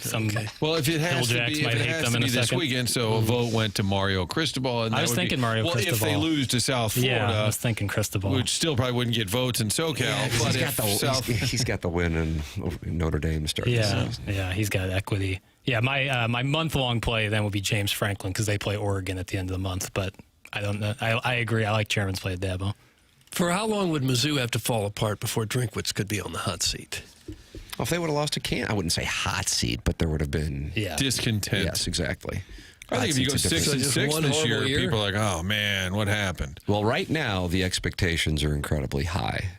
They have been greatly increased based on what was, when it was all said and done, a dominating statistical win. Score-wise, it wasn't, but from a statistical standpoint, it was a dominating win. Again, Kansas ran 4 plays in the second quarter. So, my overall premise is one of Shane Beamer, Eli Drinkwitz will be catching heat by the night of September 20th. I can give you that. That doesn't mean that they're going to lose their job. Both are in a spot where the expectations are not what they are in Athens, Tuscaloosa, Knoxville, Gainesville. But yeah, there are now starting to be expectations with both fan bases. That game is a pivotal game for both, and they happen to be coming up here in 10 days in Columbia, Missouri. Doug, 6 p.m. or 6:30 start. Okay. Either way, it's under the lights at Faroe Field. The Norris Sellers and the Heisman Trophy campaign. Does it grow or does it come to an end in mid-Missouri? Hello again, everybody. I don't know. Hello again, everybody. Hello. Matt Holliday is going to join us. We'll see if he's raging at Mike Gundy for taking a picture with Oregon fans as an Oklahoma State Cowboy himself. What do you think? You think he's going to be hopping mad? Probably not. Yeah. Did they lose? Oh, sorry, guys. I was busy. It doesn't seem like there's a lot that can get Holliday too upset. Life has been pretty good. Yeah, indeed. Matt Holliday at 8:30. Jeremy Rutherford in studio at 9 o'clock. You're welcome to participate in the program. And you can call in, Doug, with those Collier and Thompson phone lines, 314-974-0101. You know anything about Collier and Thompson? I do. Everyone should. Anyone who's looking to have something done in their house, Collier and Thompson is the name that needs to come to mind because they are just the absolute best in town. It's hard to know who you can trust to be in your home and who's going to be there to back up their work. Collier and Thompson stands behind every job that they do during the process. They are always available for you in case you need to make any changes. The Collier and Thompson team cares about the work they produce. It's more than just a job for them. They take pride in the work that they do. Collier and Thompson's core values are summed up by simply doing the right thing. It may cost them an extra a few dollars or some more time, but that's what sets them apart of the competition. They will be there until the job is done just as you want it. Whether that's redoing your kitchen or your master bathroom or any part of the house, they do it all, including paint. They've got a great paint department. If you don't want to repaint your house yourself, Collier and Thompson has the pros that can make it look absolutely perfect. They've been in business since the 1950s. Their employees have more than 165 years of combined experience. They won't be the cheapest in town. They won't be the most expensive either. They're right there in the sweet spot. These are the guys you want to call, you want to check out. Go out to their showroom there in Baldwin. They got more than 10,000 square feet, more than 20 kitchen displays, got all kinds of appliances. Maybe you don't want to redo the entire kitchen. You just want to upscale appliance. They've got all that right there for you. The owners, Bob Strati and Carolyn Beard, fabulous people. They've both been there more than 20 years. They'll take absolute great care of you. Collier and Thompson on Manchester and Baldwin, next to Uncle Bill's Pancake House. Come home to quality online at collierandthompson.com. Matt Holliday joins us on the Collier and Thompson phone lines next here on TMA, presented to you by Brown and Crouppen, 101 ESPN.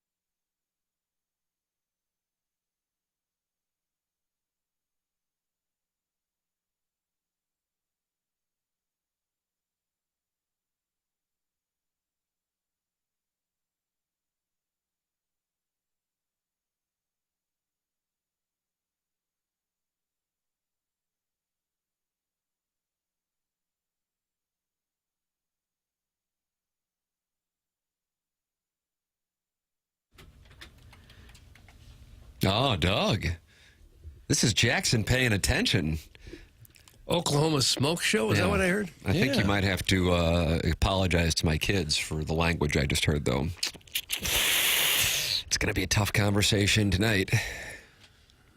I'm trying to clean up the 3-year-old's language right now. Yeah. He cursing like a sailor. Yeah. Is it more embarrassing when your 7-year-old asks who you like to cover tonight, Dad? No, I'm proud of him. But when the 3-year-old starts throwing around Carlin 7 dirty words. Yeah, I think I just heard the word a-hole, which you can't say. No, I dumped it. Did you really? Well, it says clean version. Like, I don't like. I don't know what the rules are. I don't either. Like, when it says clean version, doesn't that make you think that they wouldn't have anything even close? Sure. Well, we'll find out because Matt Holliday is joining us right now on the Calvin Thompson phone lines, and he knows the answer. Good morning, Matt. Morning. Jackson played your favorite song. Just an a-hole from back home. See, there it is. Oh, he knows. See? That's right. That off. Clip that off. That's exactly right. Can I ask a music question right out of the gate? I think Matt's taking music questions. Matt, are you taking music questions? Sure. How did you handle it? Sounds excited. How did you handle it in the clubhouse? Because sometimes we go in there and in all honesty, the music has so many swear words we cannot conduct an interview. Did it ever bother you if some of the youngsters would be blasting? Let's just say maybe it's hip hop and maybe there's a swear word or two. Yeah. I mean, look, some of those songs where it's just so redundant and over the top. I think there was times where guys would be like, "Hey, can we, skip this one? Move on to another one." I think if you don't like it, a lot of times guys would just leave and go or put their headphones on or go to the weight room or go somewhere else, go to the cage and quieter space. So I don't think it was never really much of an issue as far as, well, usually it was the starting pitcher that picked the music, and we had a run there where it was like, Adam and Carp and Westy and Kyle Loesch. I mean, there wasn't. So if the starting pitcher was picking it, we didn't have a lot of the, the heavy cussing songs per se. Okay. I remember this one postseason there where we couldn't hardly use an interview anywhere. Anything in the locker room, we said, nope, can't use that. Pools hit another game winner, can't use it. Too many rules, too many rules for you guys. Yeah. So, got to protect the ears of the youth. I've got an Oklahoma State question to follow up Martin's music question. Okay. A tough one at the Autzen Zoo for the Cowboys. And I was telling Martin and Doug, Matt, that Mike Gundy was walking out of the stadium, and some Oregon fans were screaming, "I'm a man, I'm 40." And I had him the famous line from his rant in 2007. And as opposed to like yelling at him or anything like that, he just kind of waved, and then they asked him to come over for a picture, and he got a picture, and he was smiling. And some Oklahoma State fans were furious that he took a picture and smiled in a picture with the enemy's fans following a 66-point defeat. How are you on that as an Oklahoma State Cowboy? Yeah, I mean, look, at some point, like, that game was over, like, immediately. So, not a fair fight. We were, I like Coach Gundy. I'm friends with him. I don't have a problem with it. I mean, I think that it was almost laughable by the end of the game anyway. It's not like that we lost on the last second, heartbreaker and everybody, and then he's taking pictures with fans. I think that game going in screamed not fair, not going to be close. So I think I would have tried to come down with like hey, we had a virus breakout, not going to make it up to Oregon. Just a forfeit.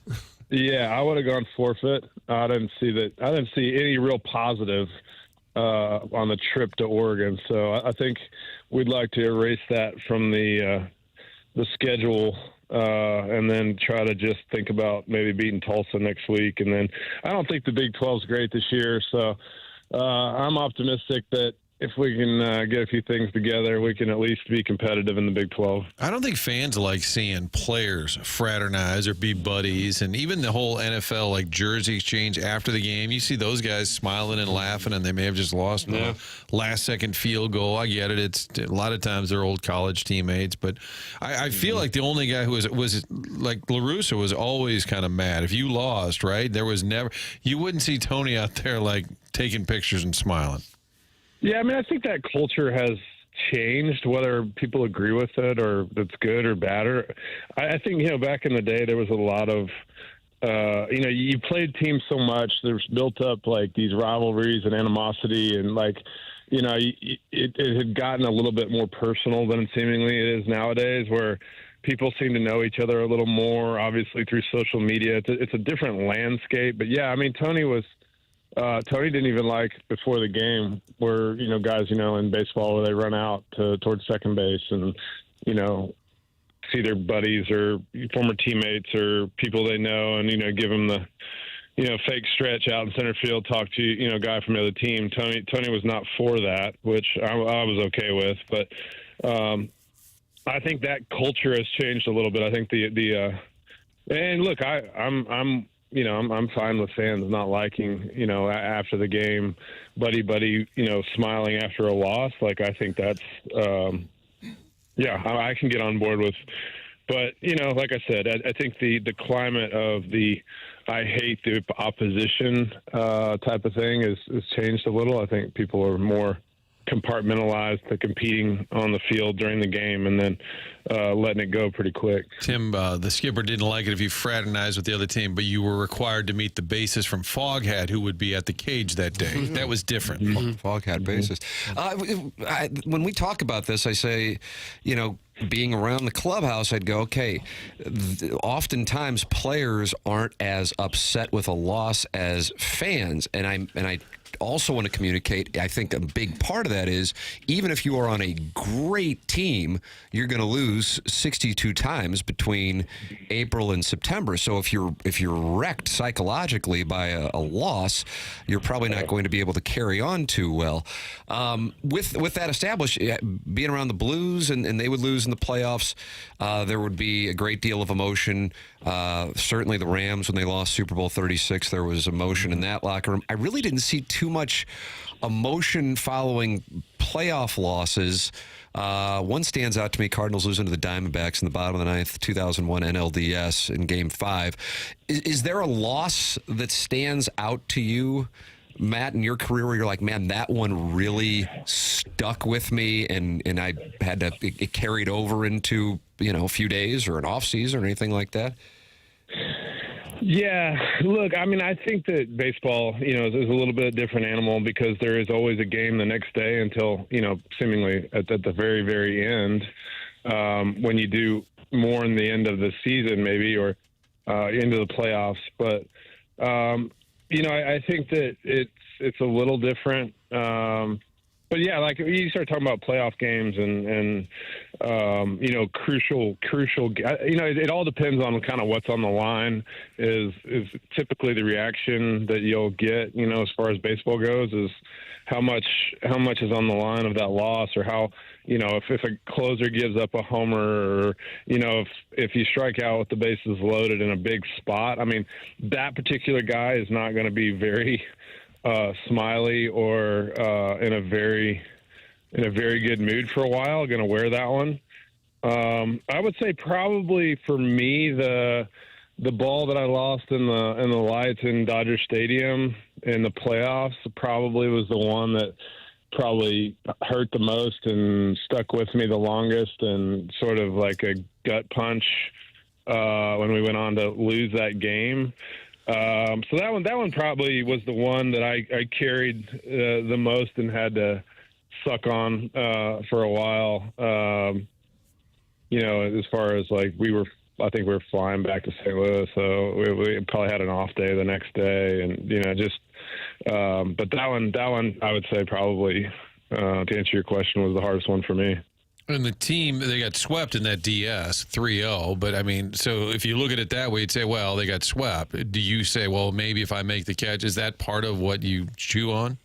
Yeah, I mean, look, I mean, it's one of those things where you let your teammates down. You feel like, I mean, they couldn't see the, it's one of those things where it's not like I just flat out missed the ball. I lost in the lights, couldn't see it. And so there's, you go, well, I mean, look, it's more of, it was a play where you let your teammates down. Yeah, if you win that game, the whole series could be different. You were, that's where, yeah, I mean, anything could have happened after that, but anytime you do something that you feel like costs your teammates, the guys that are in the room that grinded, grinding, and I think that's the thing that probably stings the most. What do you do, like in 2014, it's Waka who gets thrown out there, kind of stunned all of us, serves up the season-ending home run. Do guys go up and talk to him? You're a veteran at that point. How do you handle it when a teammate is the one who literally throws the last pitch? Yeah, I mean, I think guys just pat him on the back initially. I think that, you walk by the locker room or the locker and you see the dejection of players when things don't go their way or the performance is not what they want. And, it's an emotional situation, at the end of the season. I think initially you just like a good pat on the back. And then, as it gets further away from the actual moment, I think there's a little bit more discussion or interaction or, hey, man, it's all good, just a little bit more talk. But I think initially nobody wants to hear from anybody right after. So you just a little back tap. It is heart-wrenching to see what bad play, like the bad play to Bill Buckner, what that did to him and his whole life. I mean, it's hard. Here's a guy who had a terrific career, and that's really all people remember him for. A lot of people. Anyway. Yeah. That's some of the unfortunate part of sport, when you start talking about big moments and, you forget how great, and a lot of the great things that he did and people somehow they tie a reputation to one play or tie a guy's career to one play. I mean, that's very difficult. I mean, that's something as athletes, you feel for, you hate for the guy and you hate, I mean, it's just, it's just not true. I mean, he had a great career, and I'm sure, like I said, it's difficult, particularly in markets like that where fans were starving for a championship, and it's unfortunate. It's unfortunate that things like that have to happen, but I feel for him. Matt Holliday, our guest here on TMA, weekly segment here on 101 ESPN and the TMA YouTube channel. Doug, Yoshinobu Yamamoto was on the verge of history. And then you know what happened? No. Jackson Holliday. Oh, is that right? Yard work. What do you think of that, Matt? Pretty cool for you as a father, I'd imagine. Yeah. We're watching the game, and I'm thinking, yeah, just I'll take a jam job, anything, at that point, just looking to have a good at bat and then to hit a homer and then for them to win the game. They've done a nice job of playing spoiler role of the NL West in the last, I think they won, 5 out of 6 against the Padres and Dodgers. Yeah, they got the Padres real good. Yeah. So, it was pretty cool moment. And then, they walked him off and so, yeah, proud of the young guy. He's having a good season and, want him to finish strong, but that was a big swing. Yeah, it's pretty cool. Yamamoto, and they let him pitch deep. I mean, it was 112 total pitches, which you never, especially the Dodgers, who are they live by the book. I was surprised they let him push it there. And then Jackson Holliday's home run breaks up the no-hitter, and then the Orioles storm back. I saw the attendance, 42,000. I guess that's Dodgers are drawn. Are the O's drawn, or is it Dodgers? It was Cal Ripken night, wasn't it? Yeah, it was the 21-31 or whatever the night they celebrated Cal, and I mean a combination of Dodgers on the weekend. This is like perfect weather for the Northeast right now. It was a really good crowd for a lot of reasons, but yeah, it it was a big one. Matt, are you taking questions from the audience? I always like to. Yeah. Oh, all right. How about Send them that? in, boys. 314-399-964. Boys, what am I talking about? girls. This is a heavily female demographic. Yeah, although it's Eric who said Matt always looked like a beefcake in the locker room setting. So that was from Eric, unfortunately. Nice. Who's your NFL team, Matt? I don't know if we've asked that before. I'm going to go Cowboys. NFL team? No, my dad was a huge Steelers fan. He's from Pennsylvania. I don't know. I don't really have one. I'm really more famous probably my two fantasy football teams, and That's right. I don't have. I never really, in Oklahoma. I guess the Cowboys are close, but my dad was a huge Steelers fan, so I never really got on board with a huge this is my team, paint my face type of fandom for NFL teams. But yeah, I mean, I just like the Ravens. Obviously, now that Jackson's in Baltimore. I'm a big Derrick Henry. I mean, I just love watching him run people over. So I like watching him and Lamar Jackson together, but I wouldn't lose an ounce of sleep if they lost or even think about it again. Can you guys ask Matt the Bat if he or his teammates had superstitions on the level of Sid the Kid, Sidney Crosby, who was friends with Joey Vitale, who's on this show, and crazy superstitions. He heard a song once and they won, and he made him play it every day for like 2 weeks. Crazy stuff. What about you and your teammates? Typically nothing crazy, like nothing memorable. Todd Helton, who I played with in Colorado, obviously, he was one of the more superstitious guys. Like he would drive the same way to the field, and if he got a couple hits, or he would change it up by taking a different route. He would known to start maybe the game with a beard, and then if it didn't go well, next thing you know, he's got a goatee, and then the next thing you know, he's got a mustache, and by the end of the game, he's clean shaved. So there was a few fun stories like that. You got the traditional guys wear the same underwear or the same undershirt, or Wayno's wear the same Cardinals top, BP top. He wore the one from 2006 or 8 or something. He wore it. I mean, in 2020, or whenever 16, my last year, he was still walking down to the bullpen wearing the same BP top that they had worn 15 years prior, 10 years prior. So, there's things like that. He always had the same meal, like the same peanut butter and jelly sandwich with sun chips and a red Gatorade, and he would sit at the computer in the same spot and watch the team. So there was guys that had routines that were very superstitious-y, but those are a couple that come to mind. Do you feel sorry for Jackson Burkett? I don't know what that even means. Our producer Jackson here. Do you feel sorry for him? I don't know. I don't do life with Jackson. It sounds like he's doing all right. Yeah. Doing great. Somebody else wanted, I guess it's related. Who would you like to throat punch on this show? Jeez, that's a little hurtful. That's a great question, though. Is that a question? I think it was. Probably all of us deserve Somebody it. submitted that question. Yeah, it's up to you. Or you can answer another one. Speaking of injuries, about a month ago, I had that moth in my ear, and it just shut me down. And my first thought was, I think that happened to Matt Holliday in a game, and it shut him down. Boy, that's a horrible thing to have happen, isn't it? Doug, you had a moth in your ear? I did. I did. Oh man, yeah. No, I don't. I wouldn't wish that on my worst enemy. That's horrible. Yeah. You just can't continue. That was quite a night. Yeah, I didn't expect that. As you know, now it's a kind of a weird feeling, and I didn't know. Look, I'm not I didn't study biology. I didn't know what was going on. Like, how far down can this moth get into my brain? So I was concerned that at some point, I didn't know how far he could get through my ear into some places where he shouldn't be. So yeah, I had a little bit of a panic, and then. They tried several tactics in getting it out that were not helpful. Eventually it was pulled out and thankfully, but it was, I'm sorry to hear that, Doug. Well, yeah, I recovered. It took a while, I took a week or so off, but it shuts you down. You can't continue. You can't do much of anything. I don't think you could drive. You'd have to stop. You'd have to pull over. So it's flying around? In your ear. It's in your ear. And you get in your brain it's going on. And you think he's eating in there or something. Yeah. Yeah. Yeah, you never know. They could, they spawn inside your brain, inside your ear. Yeah. Tim, it's pointed out that I've read the NFL question more than once to Matt Holliday. So remind me next week not to read the NFL question. This one's a little more interesting. I have a reason to believe I am the reason the trade to St. Louis took place. Ask Matt, did an artist named Malcolm Farley call him before he got traded to St. Louis? I don't know what that means. I don't know.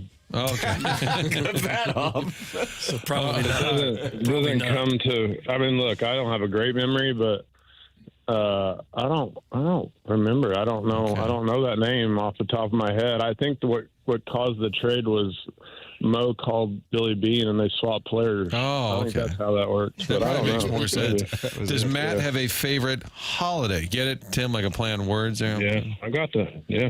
Okay. Yeah. I mean, I'm probably, obviously Christmas is always a good time. I like a good Thanksgiving just because it's, kind of football and food and. I'll go with those. Those are very basic too. I mean, I don't have like any like, oh yeah, I love this random weird holiday. So I'll just go with the basics there. Okay. Was there anyone famous who owned you? Oh no! Oh, I'm sorry. Who awed you? I guess I referenced owned you. Well, like I meant at the plate. I don't think so. I thought it was a. I'm not for sale. No. No, I mean, I thought it was a pitcher. Like a pitcher owned you, but I guess they're saying awed. There's a few of those. Yes. I referenced the Foghat players that Tony would have. Tony had a lot of random celebrity friends that would swing. Yes, on Broadway this month. But were you ever awed by a celebrity? So we lived in Jupiter for a while, and Michael Jordan has a restaurant down there, and I was a big Michael Jordan fan growing up. And he came into the restaurant one time, and my boys thought I was starstruck for the first time. They thought it was funny. They thought I was odd, if you will, that Michael Jordan, my childhood hero, had just walked in and didn't even get a chance to. I was like looking to see where he was going, but it was at his own restaurant. He had like a secret elevator that goes upstairs to a secret room that, so I didn't get a chance to talk to him or meet him, but my boys still think that I was starstruck by that one. I'm not sure you'd ever want to be that famous where you can't just walk into a restaurant, sit down and eat. Yeah. It's probably too much. When you're like 6'7" or 6'6", whatever he is, or guys like LeBron or Kevin Durant. I mean, you can't really blend in. So it's like everywhere you go, you have to be prepared for being recognized and not be able to. I mean, look, I think at some point that just comes with the territory. But you're right. I mean, I think at some point you just want to be able to walk in somewhere and sit at a normal table and have dinner and get up and leave. But did you have trouble with that in St. Louis when you were playing here? No, not really. I don't obviously don't mind when kids come over or even people come over and just want to say hi, meet you, and take a picture and an autograph for kids. But wasn't ever too much. Does Matt remember me? I came to a game that one time. That's from Damn Hawk. I didn't start making fun of the question that I read. I like There's a lot of great questions. And then somebody just said, poor Matt, let the man leave the show and get on with his day. Oh. So, Matt, we may allow you. I'm waiting for my daughter's getting her teeth cleaned. So I'm just actually standing outside a dentist office with nothing to do. Oh, wow. I could go all day here with these audience questions. Nice. So. All it's going to do is encourage more. How's the rehab going? Good. 5 weeks today. So I'm walking good and ready to get back to a little bit more pickleball.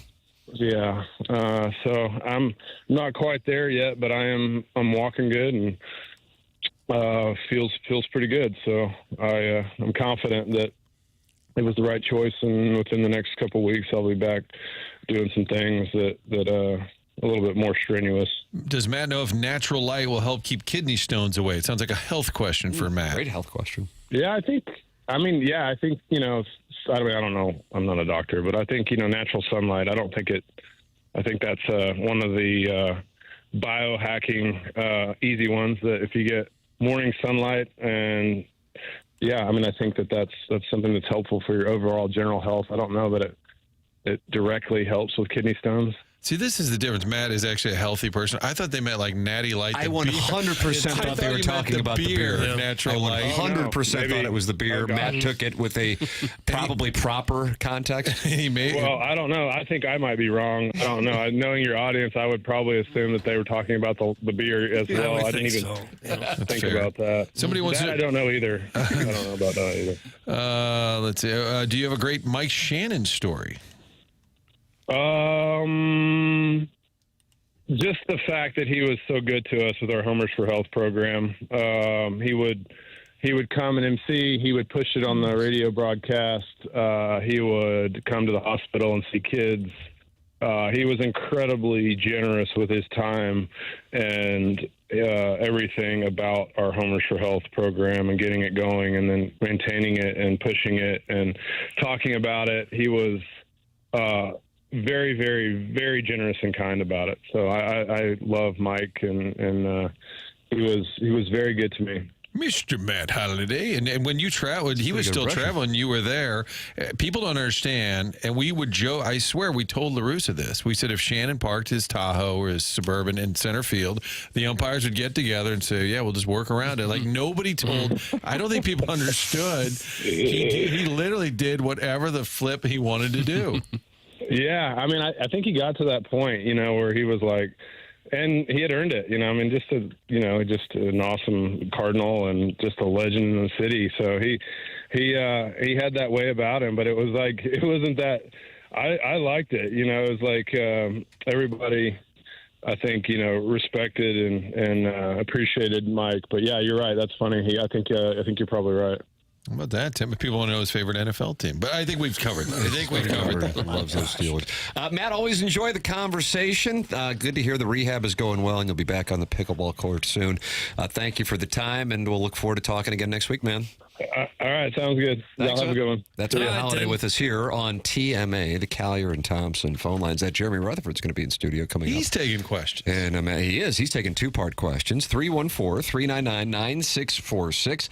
That is how you can text in your two-part questions for Jeremy Rutherford. That is coming up. And then we have the Design, Air, Heating, and Cooling email today, the morning after at InsideSTL.com. The program's called TMA. It's presented by Brian Krupa on 101 ESPN.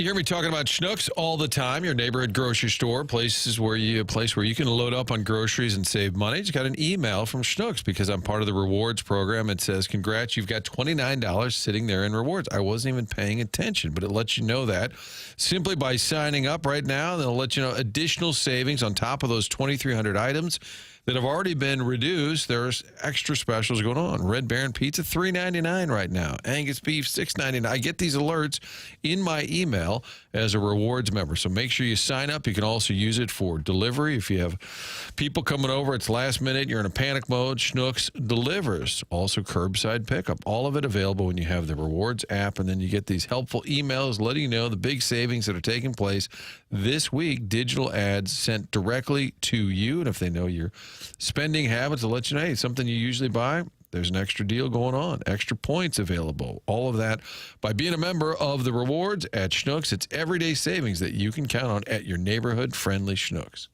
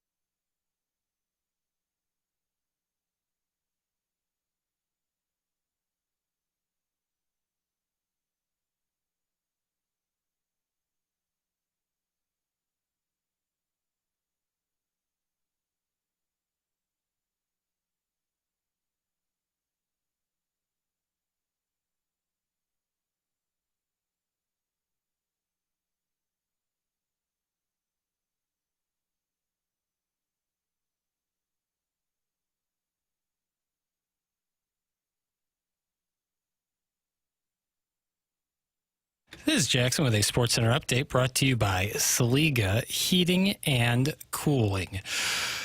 The Jaguars have signed running back Cody Schrader from the Rams practice squad following the trade of Tank Bigsby to the Philadelphia Eagles. The former Missouri Tiger and Truman State running back will wear number 32 down in Duval County. That was another SportsCenter update brought to you by Saliga Heating and Cooling, a Daikin heating and air conditioning dealer.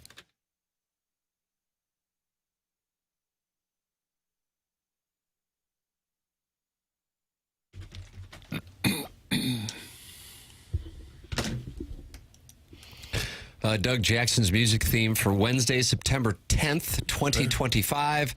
Good vibes. Okay. Well, this will give me good vibes. You know what else is great vibes?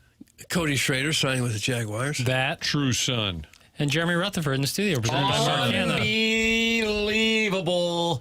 Watch the YouTube count go up for the live stream, brought to you by Michelob Ultra, because JR is on. You just got to peek over Martin's shoulder. This is my weekly look at Martin's back. Clip that off. I'm moving out of the way. There Let the it is. camera zoom in I can on see this. Timmy's hat now. What a lid. What do you think look about at that lid, huh? Easy. What do you think That's about that sharp. lid? That was a hot seller. Yeah, they sold out, huh? Yeah, I think so. They're probably restocked by now, but yeah, that's the hot one. Yeah, I got the lopsided version. JR, camera. you're taking two-part questions, right? Just two-parters today, yeah. Favorite NFL team? Yeah, we have covered that with Matt Holliday. It's the Jacksonville Jaguars now with Cody Schrader. Cody Schrader. Oh, there you go. 314-399-9646. Jeremy Rutherford on Wednesdays here on TMA. He is brought to you by Mark Hanna of Evergreen Wealth Strategies. Mark Hanna, sponsor of our 9 o'clock hour every day on TMA, online at evergreen-ws.com, where you can call 314-889-0503. JR, what is new in the world of the St. Louis Blues? What is new? We got prospects on the ice the next couple of days out of 17. So Justin Carbonneau, the first-round pick, among some other players, as they get ready to head up to Minnesota for that Tom Curvers showcase. So finally some players on the ice, and then next week, Doug, what day is it that the players report? It'll be that day that they're due. Yeah, they'll all report on the due date. They are due on Wednesday-ish, and I think they'll be on the ice on Thursday. So, Timmy, we finally got some hockey to watch. And then they play a game like September 20th, 3 hours after they report. They do. Dallas Stars. All right, JR, they're coming in. They're coming in fast and furious. 314-399-9646 for Sir Rutherford. I like that. You've been knighted. Who is your favorite, or who is your all-time favorite Blue? And out of the current core, who do you believe is the most likely to be here the longest or retire a Blue? That's from Play Palooza Party. All-time favorite Blue. Well, there's a lot, but, we look at it. Martin, Doug, I'm sure you guys think the same way going in the room. Like, who's the go-to guy? Who's the guy that's going to give you a minute to chat, right? That's sometimes who I call the all-time favorite. Not necessarily the best player like the fans do. And, I got to give it to, if I got to give it to one guy, I got to give it to David Perron. He's a guy who, over the years, he knew that the media had a job, and he cared, and he gave you the time. I don't know, you guys... David Perron had some good encounters. Good call. Yeah. I'm kind of in the David Backus mode. Oh, yeah, he was good. Yeah. Bernie Fedorko was the best ever, I think. Never heard of him. Yep.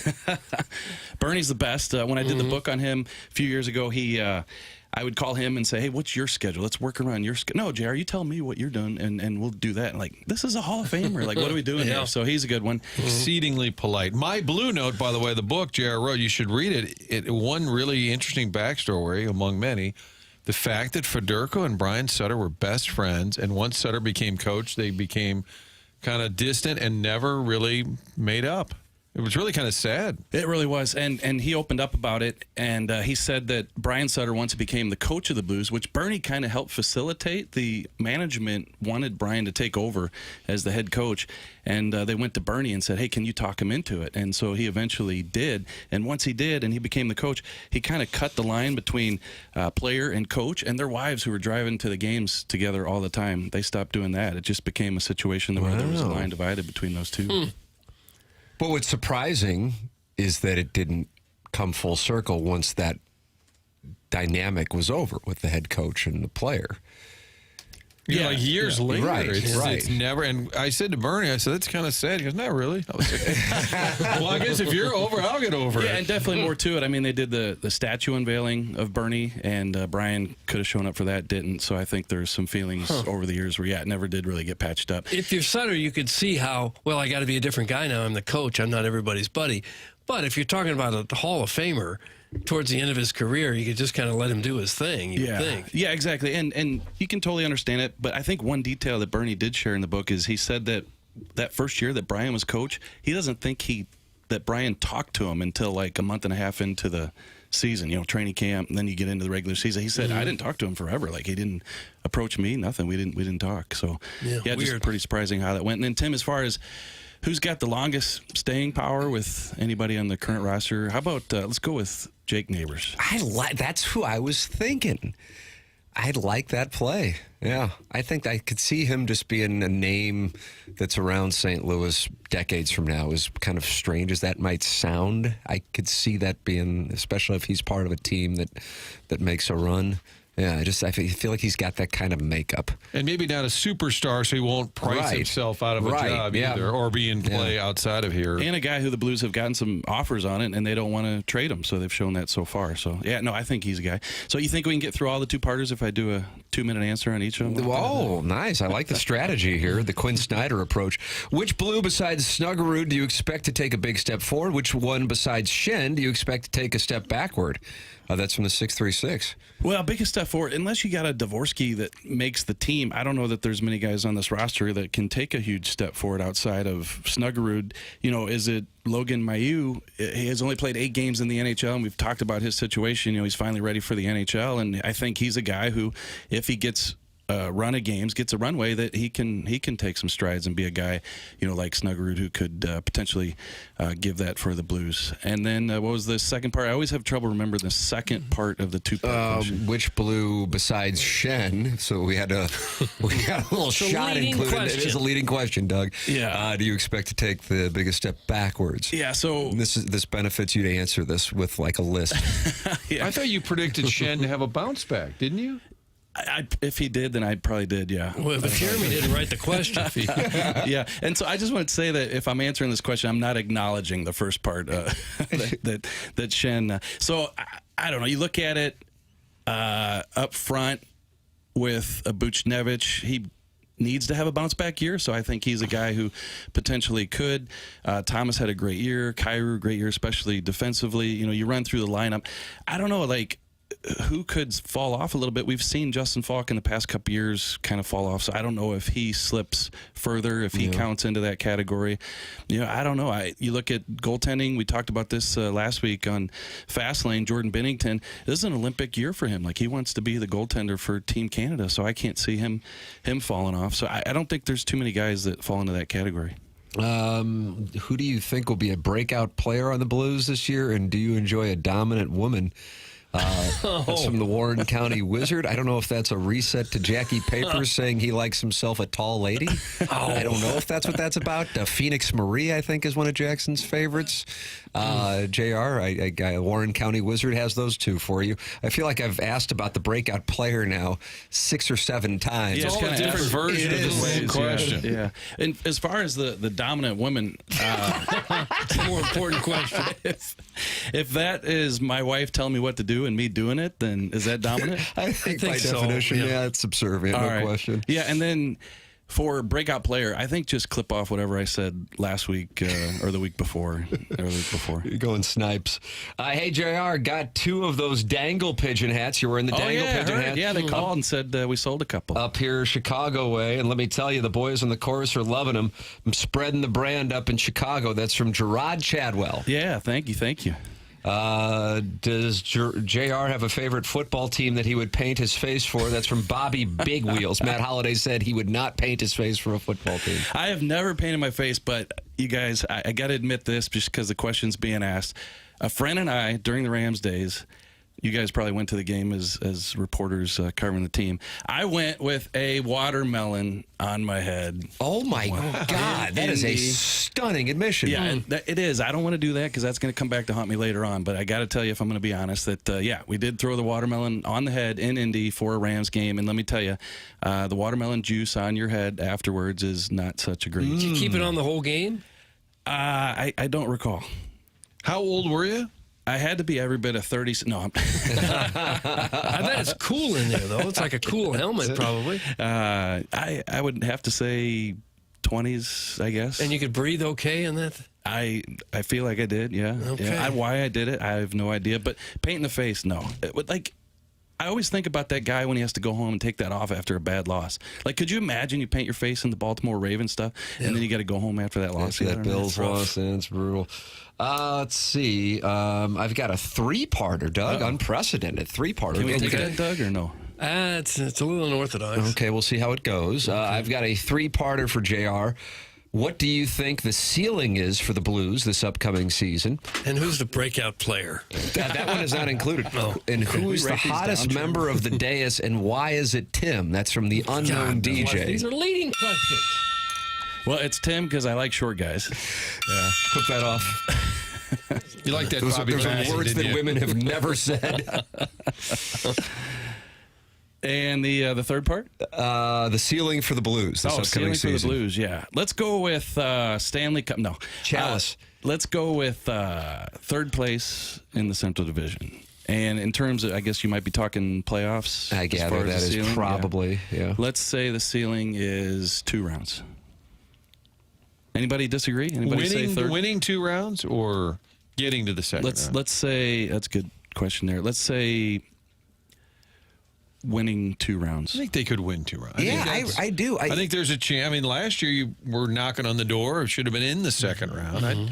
I think that this team has the potential to make a run. Nobody's thinking of them as a cup favorite for sure, but I think you can make a run with this squad.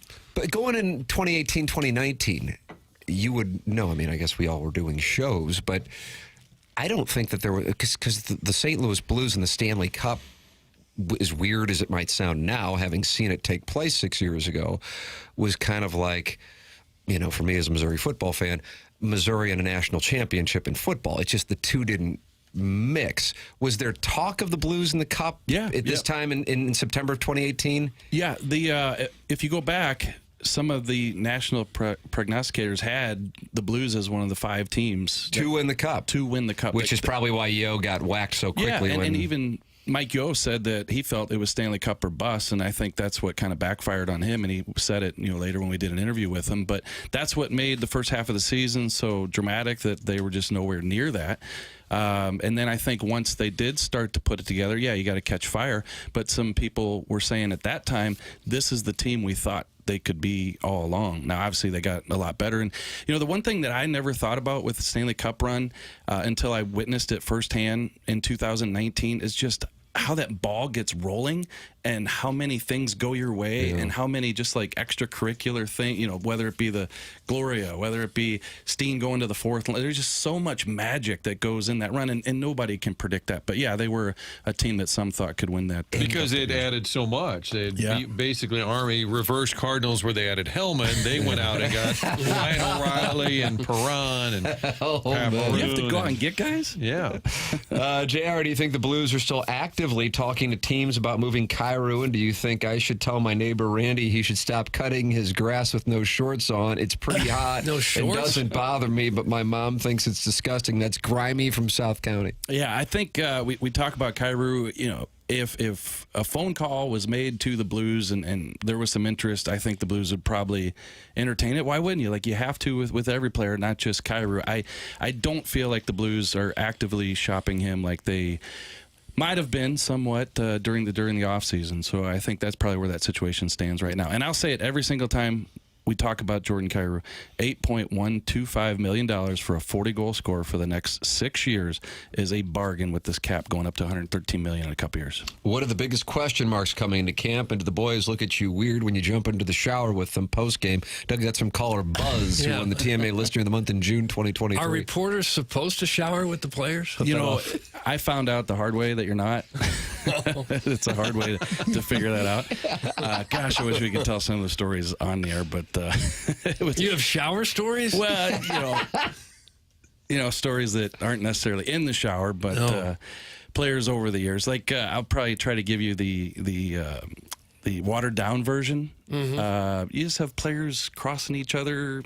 Maybe not have towels. Oh, no. Players criticizing other players. I got to get back down to the building on a regular basis. And we're talking 10 years ago, so that's not so much the case anymore. But, I've witnessed some exchanges between players, chirping each other, not just on the ice, but off the ice as well.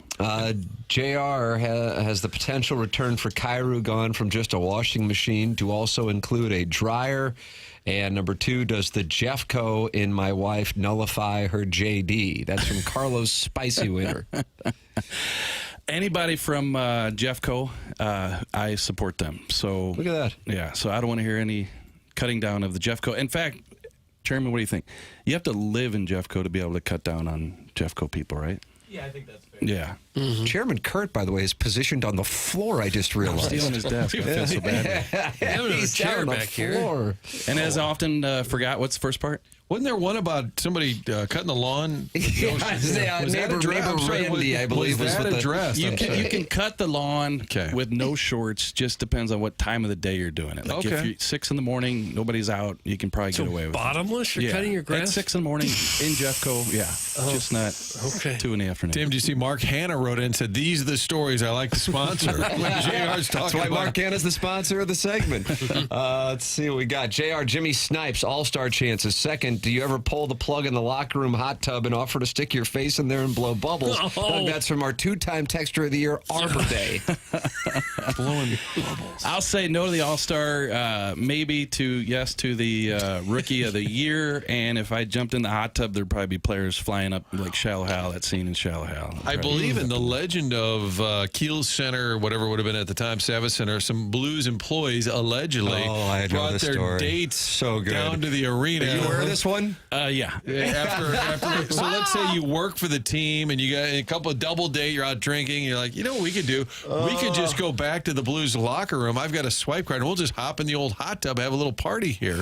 That did not go over well with management. All-time story. A long time ago, for the record.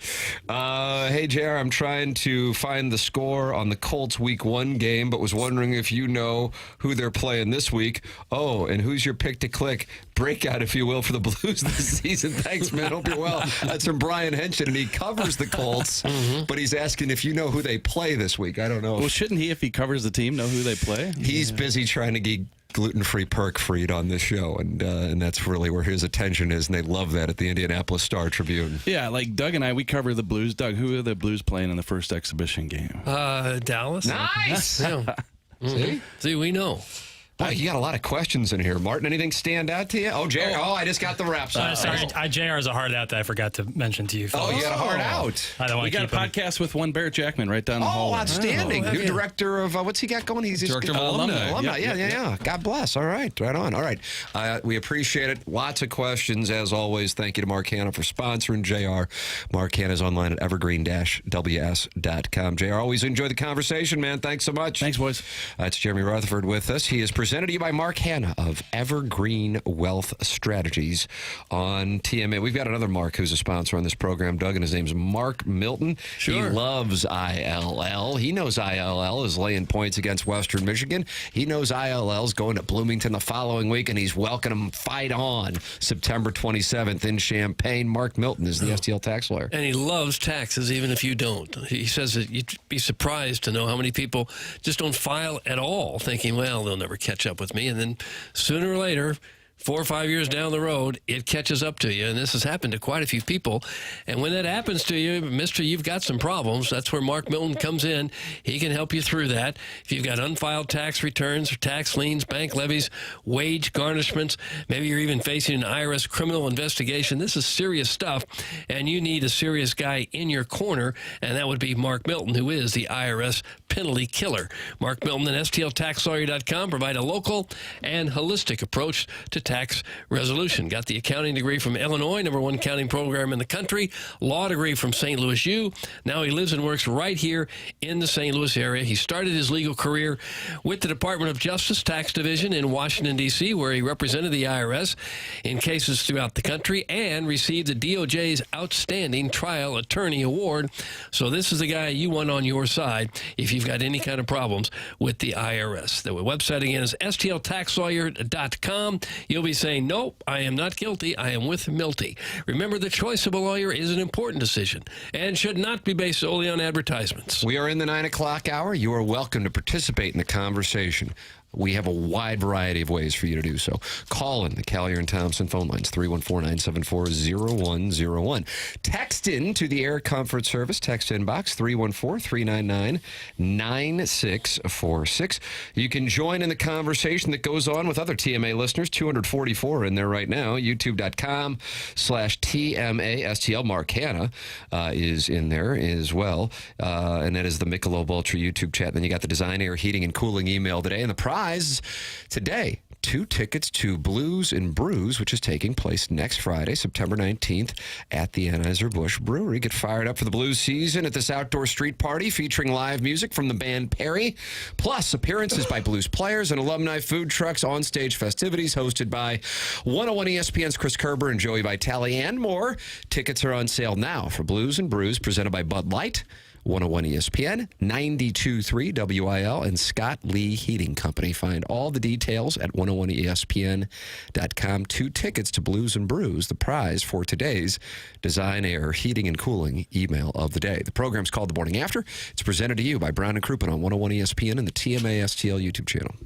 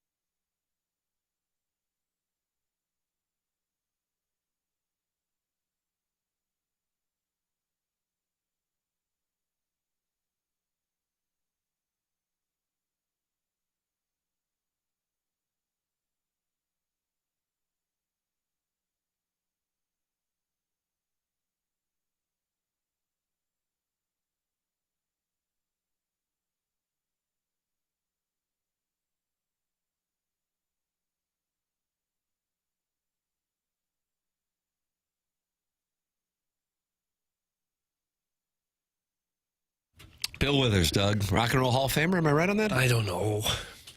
Probably should be. I think he is. This paper is in a good headspace. Plus, he's all dressed up. Mm-hmm. Something's going on. I think you're going to St. Louis Country Club today. No. We are invited. I don't even have my shirt tucked in. I mean, you mean business when you tuck it in? Well, you can only play a place like that if you tuck it in. Really? They won't let you play if you leave your shirt untucked? Yeah, I'd say most private courses would have that policy. Hats forward, shirts tucked in.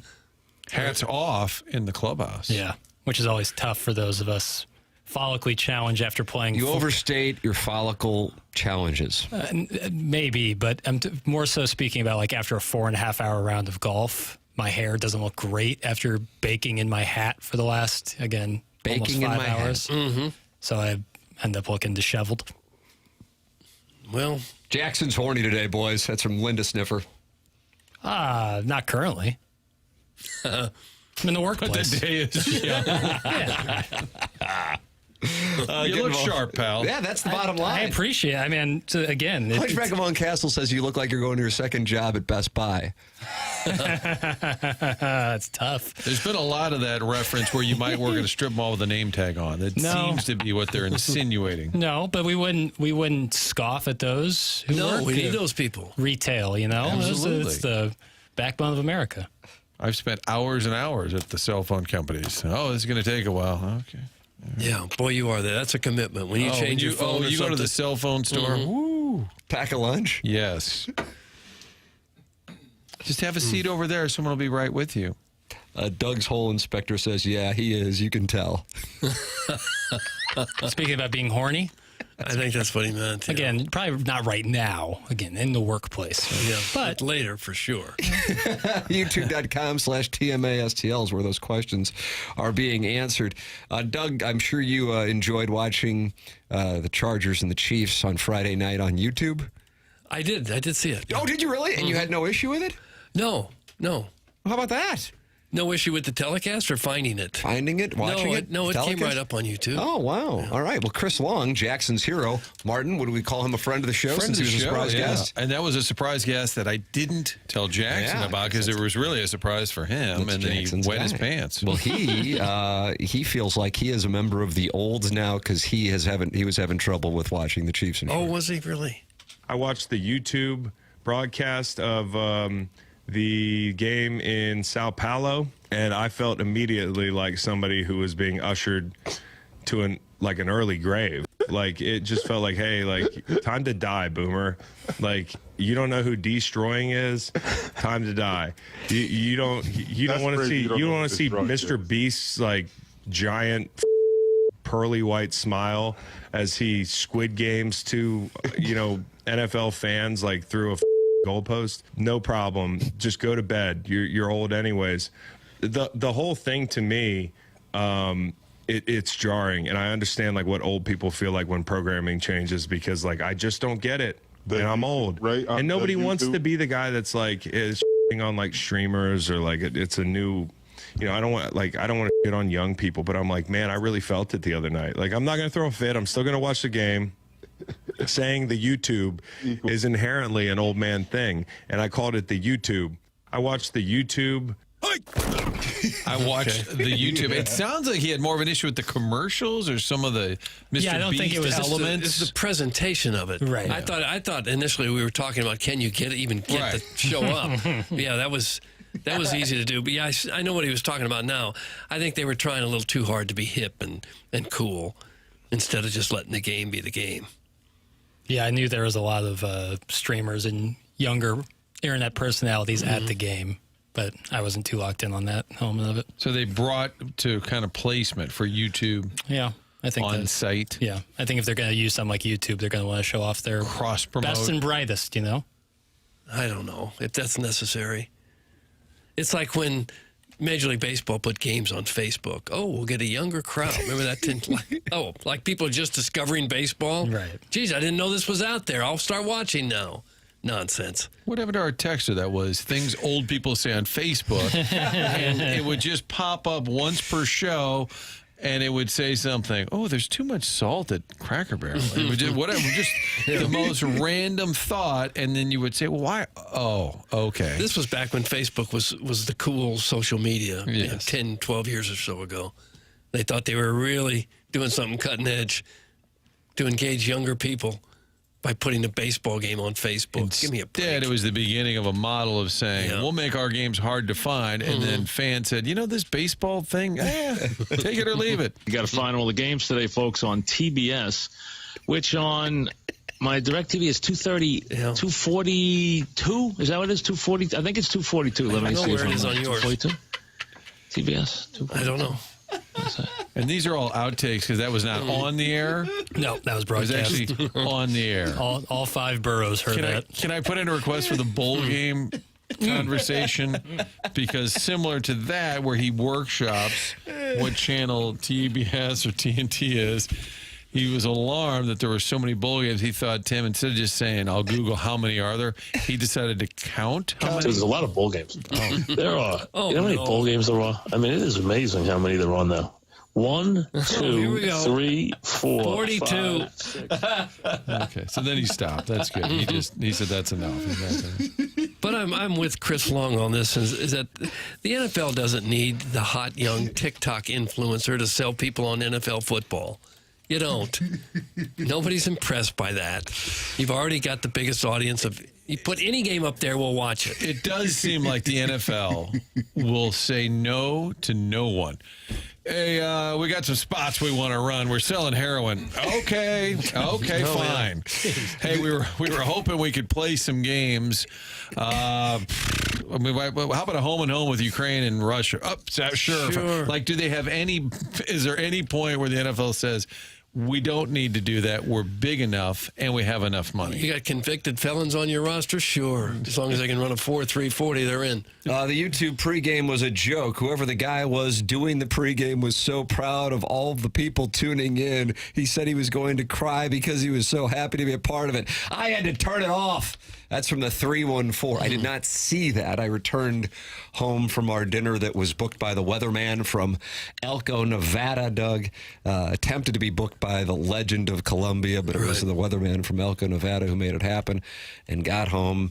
And I'm like, I'll see what's doing with this Chiefs-Chargers, because I picked the under based on Jackson's insight that it was a slippery field, and I wanted to hit on that. And I'm like, it's not on television. I'll open up YouTube. So I didn't see the opening in which the host started weeping because he was so happy. I missed that, thankfully. Missed that. Didn't need it. We don't need to be playing games in Sao Paulo, Brazil, anyway. And that's what Francesa said, and we all agreed. He went on a little rant about that, saying the NFL is too greedy. You just built a $6 billion stadium in L.A., and you move a home game away from there? The Broncos are getting a new stadium. I thought that one was new. The Broncos are getting a new stadium? Yes. Are you serious? Yes. I think we might have all been out at that game when it was brand new. But I've been there. I've been to a few games there. It was in Vesco for a while, and it's Sports Authority Field. It was that for a while, and now it's something else. It can't be more than 25 years old. It's in the 25-year range, and they have a plan in place, privately financed with some city, county, state money in Denver, the Denver area. But they've outlined where they're moving. Where are they moving? It's a little closer to Coors Field and the Ball Arena. It's a little bit closer to downtown, but relatively similar area. But they've outlined where they're going to move, and I thought, they just built that thing. They said by the time they'll get the new one ready, it'll be 30 years, and I guess that's the shelf life. And I remember being the Rams open up the season. It was a stunning loss, 0-2. That's right. And I went to a few games out there since then. Was out there last summer. Stayed right by it, like 2 blocks away. When we went out there for a concert at Red Rocks, and I was thinking to myself, I wonder how old this is, but didn't cross my mind. That would strike me as being a short shelf life, relatively speaking. But the all-time short shelf life would be Turner Field, which was replaced within 2 decades by what is now Truist in Atlanta. At least that's what I think it is. But at least there, the Braves were really having trouble drawing fans. The Broncos sell out every game without trying.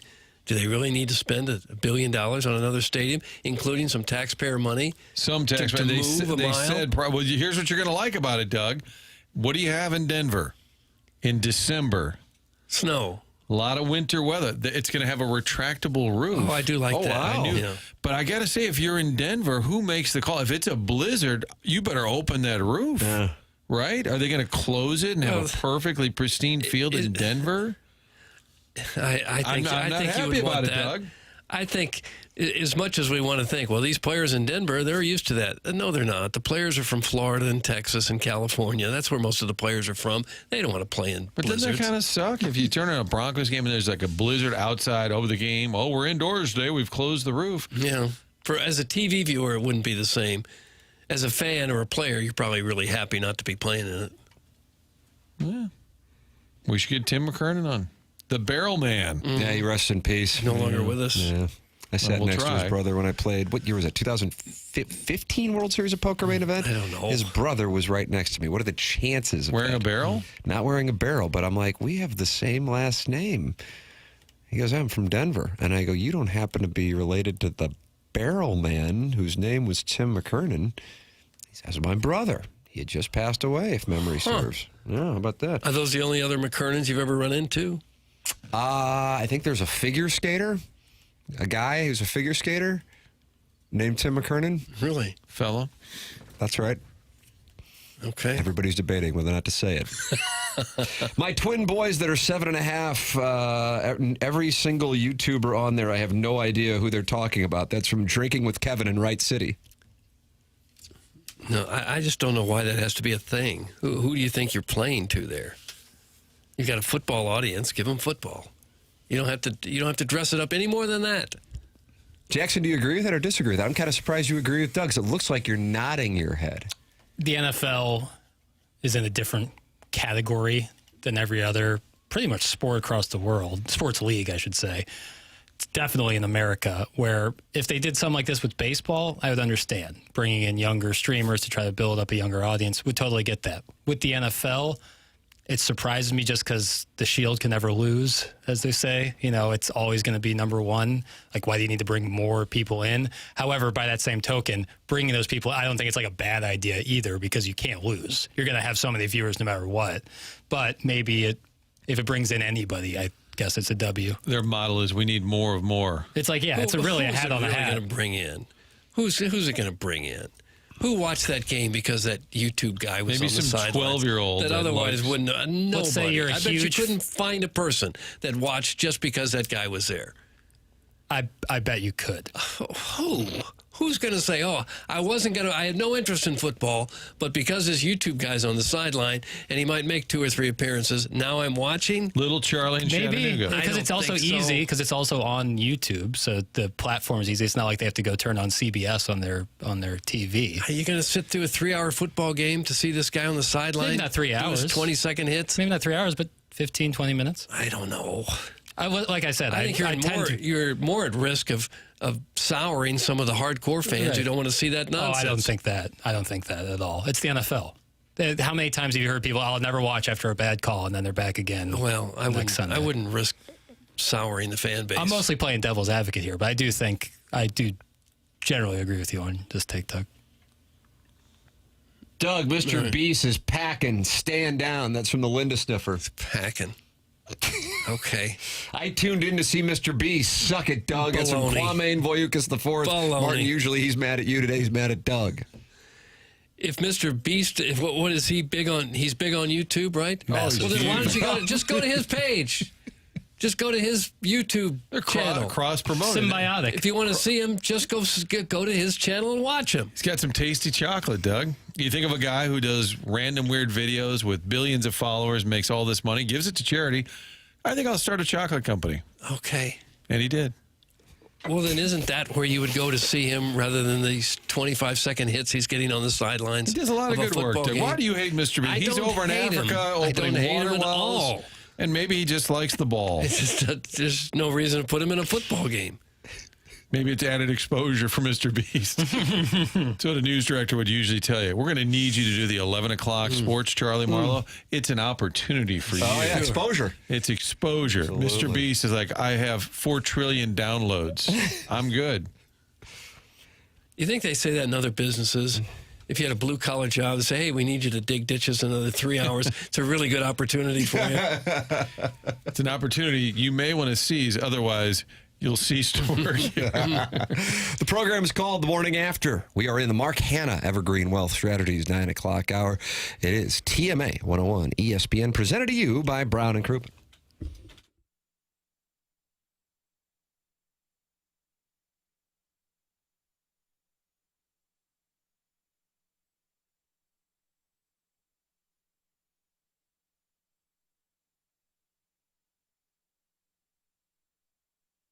Well, folks, Lee's Chicken is back here on TMA. And in honor of National Chicken Month, guests who visit Lee's 3 times throughout September will receive $5 off their next order of $15 or more. The offer runs now through the end of September. At participating locations, guests must be a part of Lee's Rewards to participate, but they can join anytime during the month and start earning right away. They got those potato wedges at Lee's. They came out for a golf tournament in the spring. Love taking those potato wedges. You dip them in the Chipotle Ranch. Now you're talking, and they're giving you money back just for doing it over there at Lee's. And Lee's Famous Rewards is free to join. Members earn 1 point for every dollar spent, redeemable for discounts and menu items, and guests can sign up through the Lee's app, which is available on Google Play and the App Store. Go check them out. That's Lee's Chicken.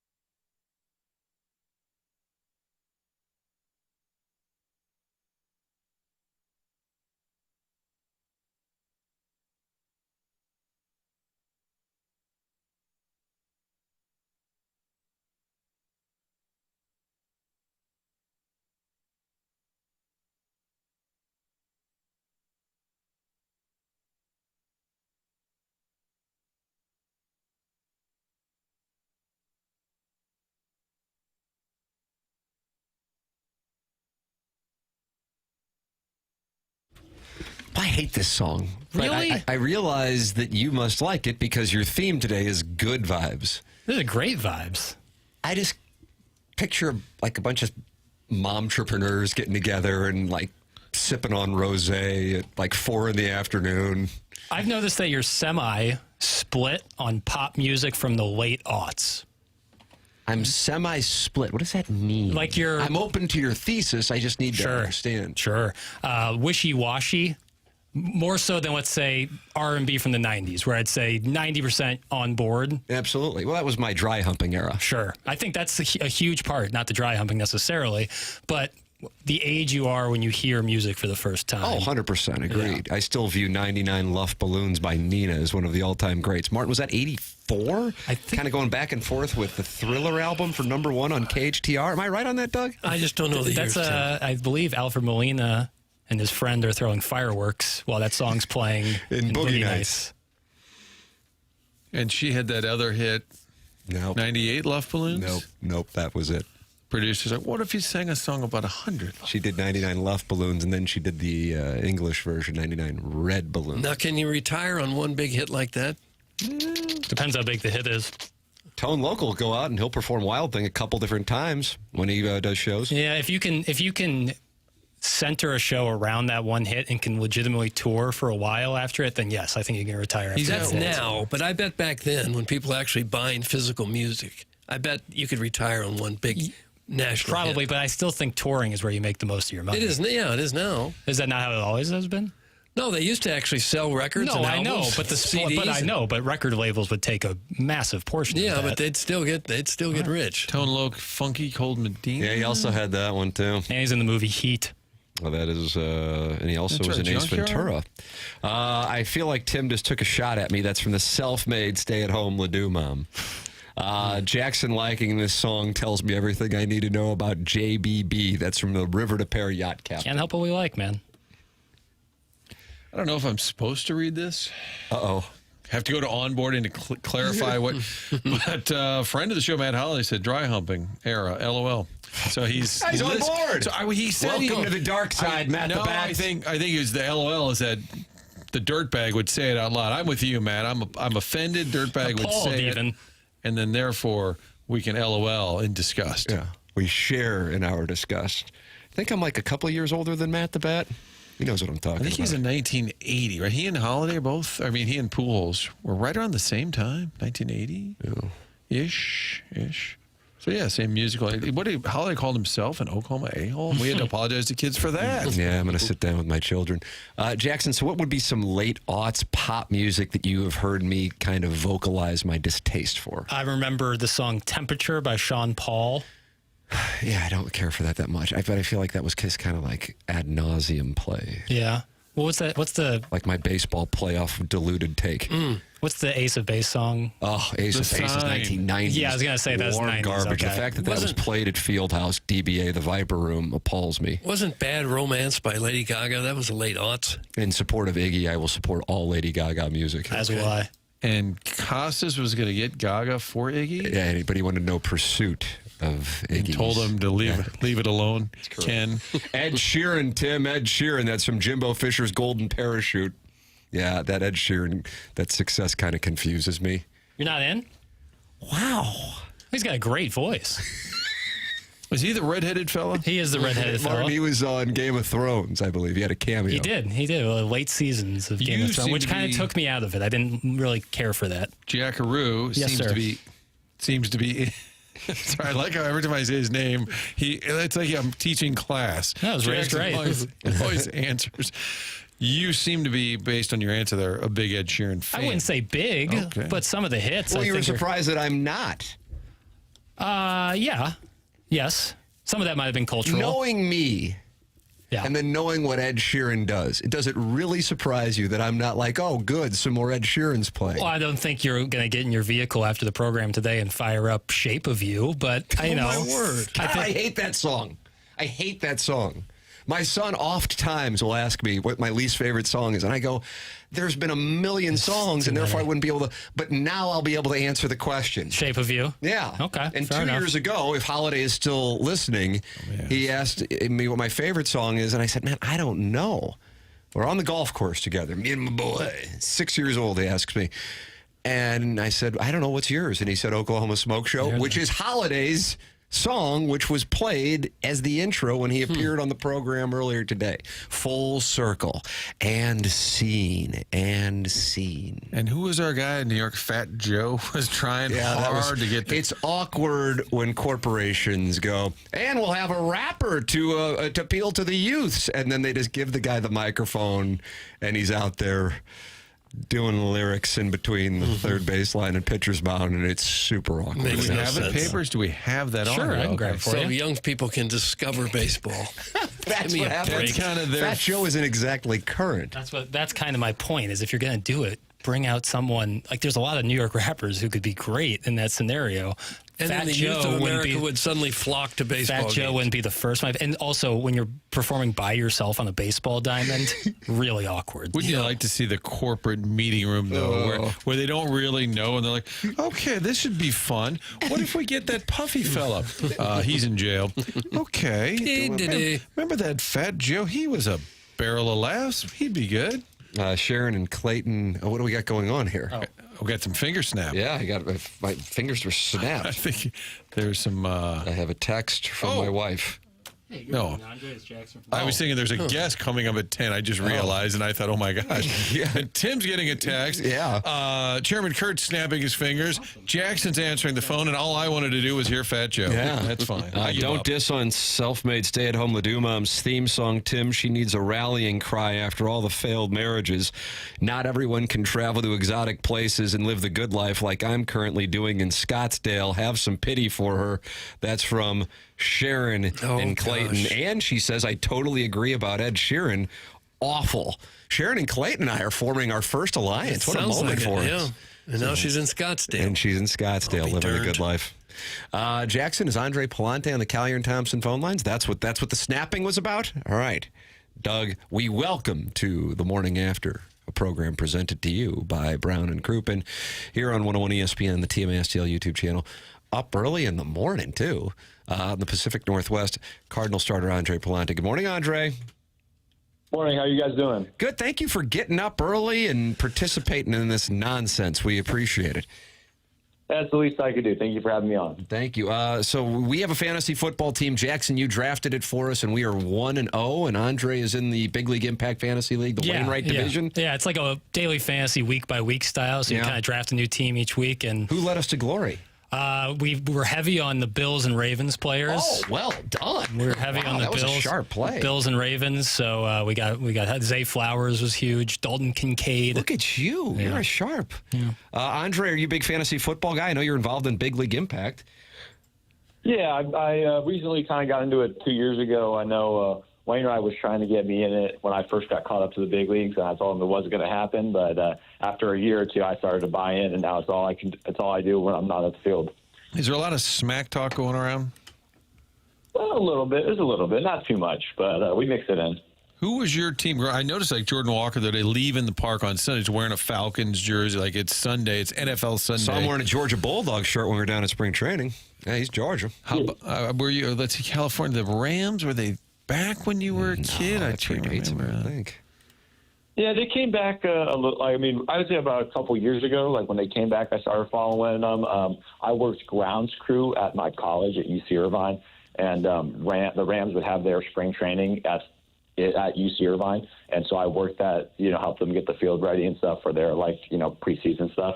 So that was pretty cool. I got to know them pretty well. I got to meet Goff at the time and Gurley. So that's kind of when I kind of became a Rams fan. Did you play some football in high school, anywhere along the line? When I was really young, like Pee Wee and Junior Pee Wee and stuff like that, but not in high school. Quarterback with a big arm? Not quite, but I was a flag football, yeah. But at that point, I was like an offensive lineman. Oh, okay.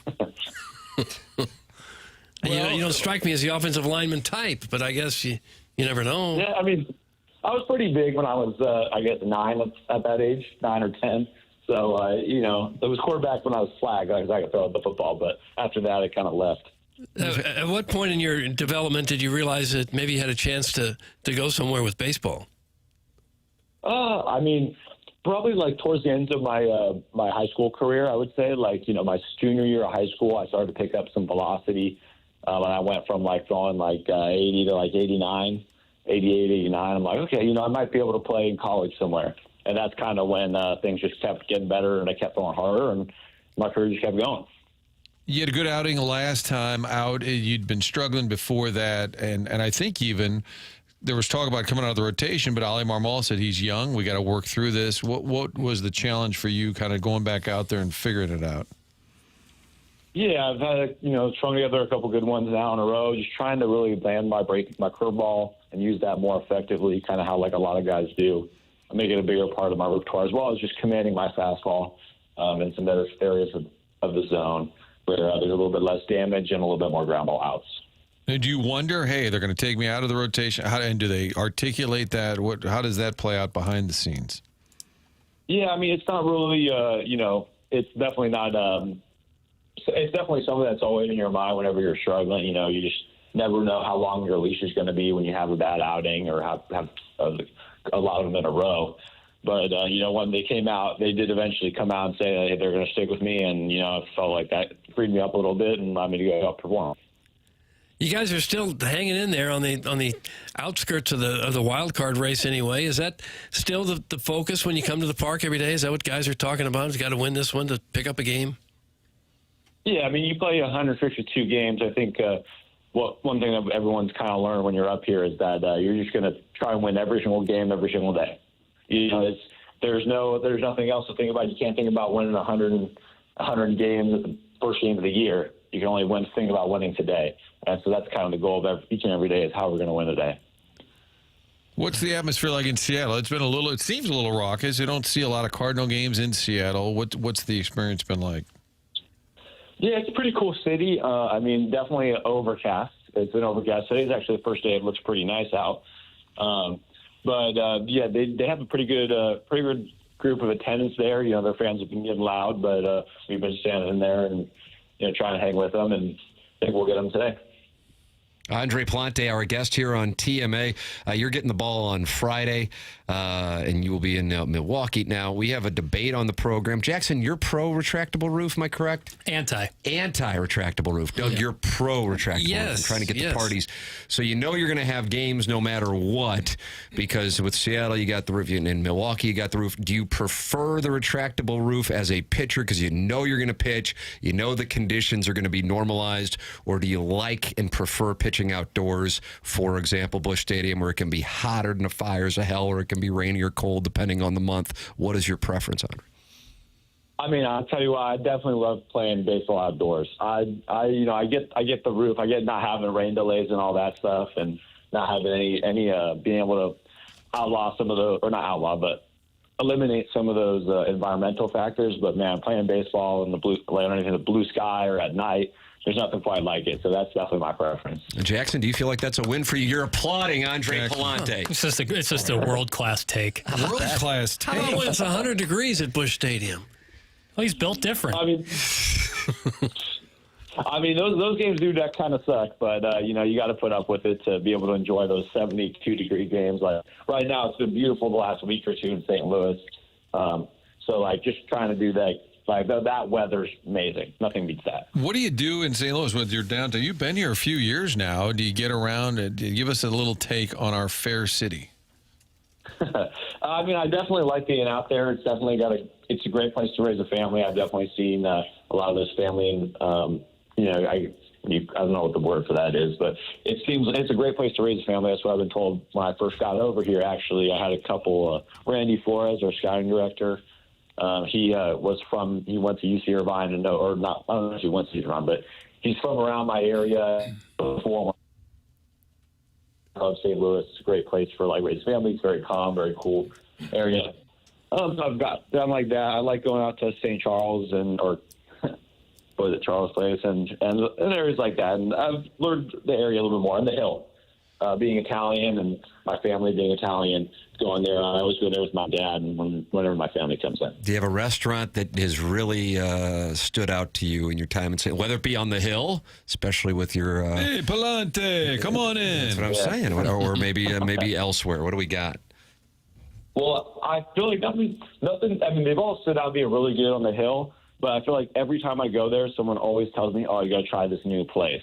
So I've been to like 30 places on the hill now, and it's hard to remember all of them because they've all been so good. How about that, Doug? It's a good diplomatic answer. I like that. Good. Yeah, it is hard to go wrong on the hill. That's And for sure. Tim, I do get concerned when the players say it's a great place to raise a family. And you go, what about the single guy? Well, that's a great place to raise a family. You're like, okay, but if you're single, you go to Chicago when they play at Wrigley, you go to New York. Fire up the apps in Manhattan. Hey, we have a listener by the name of Chairman Steve in Wildwood, and he has a place at Ballpark Village. And I don't know if you're familiar. Miles Michaelis, your cohort in the rotation, certainly is. He says, ask Andre if it's annoying when some guy yells at him from one cardinal away with a bullhorn. Have you experienced this when you are out in the outfield before a game or in the bullpen getting loose, that there's a gentleman with a bullhorn screaming down from his apartment at one cardinal way? Yeah, I've always wondered what that was because I thought it was originally someone on the speaker in the stadium. Nope, it's from an apartment with a big mouth. It's coming from the apartment. Okay, that makes sense. Yeah. Yeah, I always thought that was someone over the speaker system messing with us. You man. But now just one of our listeners, Andre. Yeah, one of our loyal listeners. In defense of Chairman Steve being kind of a lunatic, he rents from the DeWitt, so therefore he's helping pay Andre's salary. If you think about how that chain of events. So think of that next time he's being rather annoying. And say thank you. Turn and say doff your cap. I think Michaelis actually engages him. Everybody else thinks it's on the loudspeaker. All right, well, it's early in Seattle. Make sure we can talk about Big League Impact. You're involved in the Fantasy Football League. What else would you like to share with our audience, Andre? Yeah, I mean, I think Big League Impact is, it was a pretty cool event. I got to go to it the other day. I see like a lot of people that signed up for it. They took ground balls with some of the players, and they had some of the old coaches and stuff like that. Cool event doing like that trivia stuff that we had. That was pretty cool. 1 second, sorry. We had that was pretty cool. Then we also, I got to meet Robbie Thomas, who I've never met, so that was awesome. Oh, nice. Number 18. He's been great. I saw him play actually my first week or something when I came up with the Cardinals in 22. I went to a Blues game. That was one of the playoff games. So I got to see him play, and I see that whole thing. And I was like, oh, man, I can't believe it. I didn't recognize him at first, so it took me a little while, but it was really cool getting to talk to him. BigLeagueImpact.org, a wide variety of events, and so many people associated with the Cardinals, both alumni and, of course, current players, committed to the cause that Adam Wainwright started. It is online at BigLeagueImpact.org. Andre, thank you for getting up early out in the Pacific Northwest with us and talking it over and talking about Big League Impact. We appreciate it, and best of luck in your next start on Friday in Milwaukee. Thanks so much, man. Appreciate it. Thank you, guys. That's Andre Pallante with us here on the Callier and Thompson phone lines. You know what he is, Doug? A likable sort. Well, sure he is. He's a likable sort. And he likes the hill. Yes, he does. And virtually every restaurant down there. Oh. He must have hit them all if he said he's been to like 30 different places. I'm telling you, boy, there are some good choices. Said he goes out to St. Charles, and I think he caught himself, wasn't sure what to call it, or the Charles. Charles I Place. believe. Charles Place. Yeah. I like going to Charles Yeah, there's going to be some text about Charles Place, I would imagine. That name's maybe open. a Design Air Heating and Cooling Email of the Day selection will be coming in. The program is called TMA and is presented to you by Brown and Crouppen. Matt Holliday, guest on the program in the 8 o'clock hour. Enjoyed talking it over with him. Jeremy Rutherford in studio in the 9 o'clock hour. Andre Pallante here in the 10 o'clock hour. Gabe is with us. Gabe DeArmond of Power Mizzou on Mondays and Fridays. He's brought to you by James Carlton of the Carlton State Farm Insurance Agency. James Carlton is very happy with Missouri's 2-0 start and the win over Kansas, thinking it should get to 3-0 before South Carolina comes to town the following weekend with Louisiana on the itinerary. James Carlton, big Missouri NIL guy, big Tiger fan, and big supporter of TMA and the Tim McKernan Show podcast. He is my insurance agent and has been since 2019 online at carltoninsurance.net. Imagine A 2-minute phone call saving you thousands of dollars. If you were told that 120 seconds of a phone call could mean thousands of dollars to you and your family, wouldn't you spend that 120 seconds on the phone with James Carlton's team? I would tell you it's well worth it. 314-961-4800. Or go online at carltoninsurance.net. James Carlton. If your insurance costs a leg and an arm, call James Carlton. State Farm. The program's TMA. It's on 101 ESPN.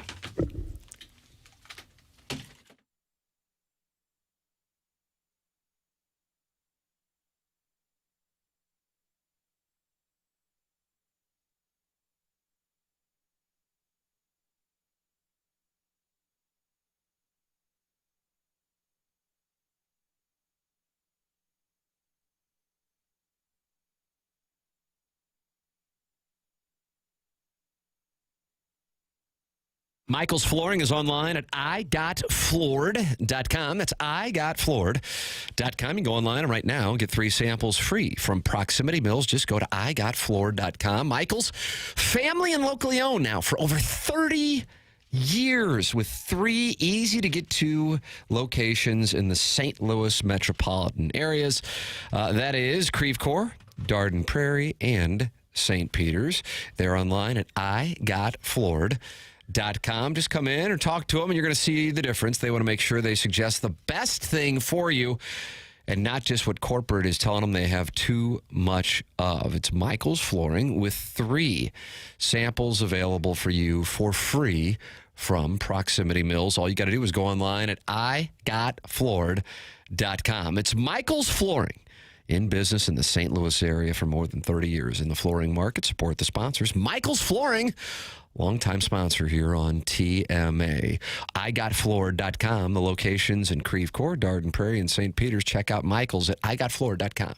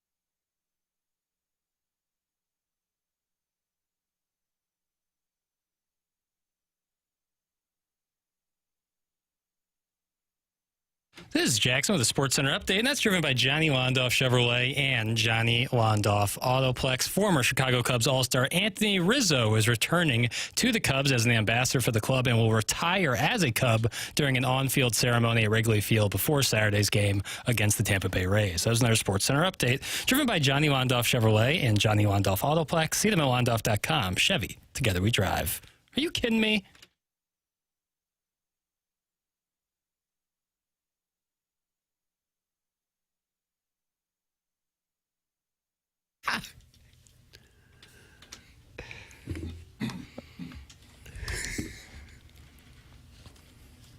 Is this part of the good vibe, or is this part of the experience of last year's World Series when Fat Joe came out? No. Yep. In the Bronx, Doug, and I don't get it. I don't claim to get it, and I'll never get it. Chekhov's song came up, so I got to play it. We're back to Chekhov again. Yeah. We're back to mentality again.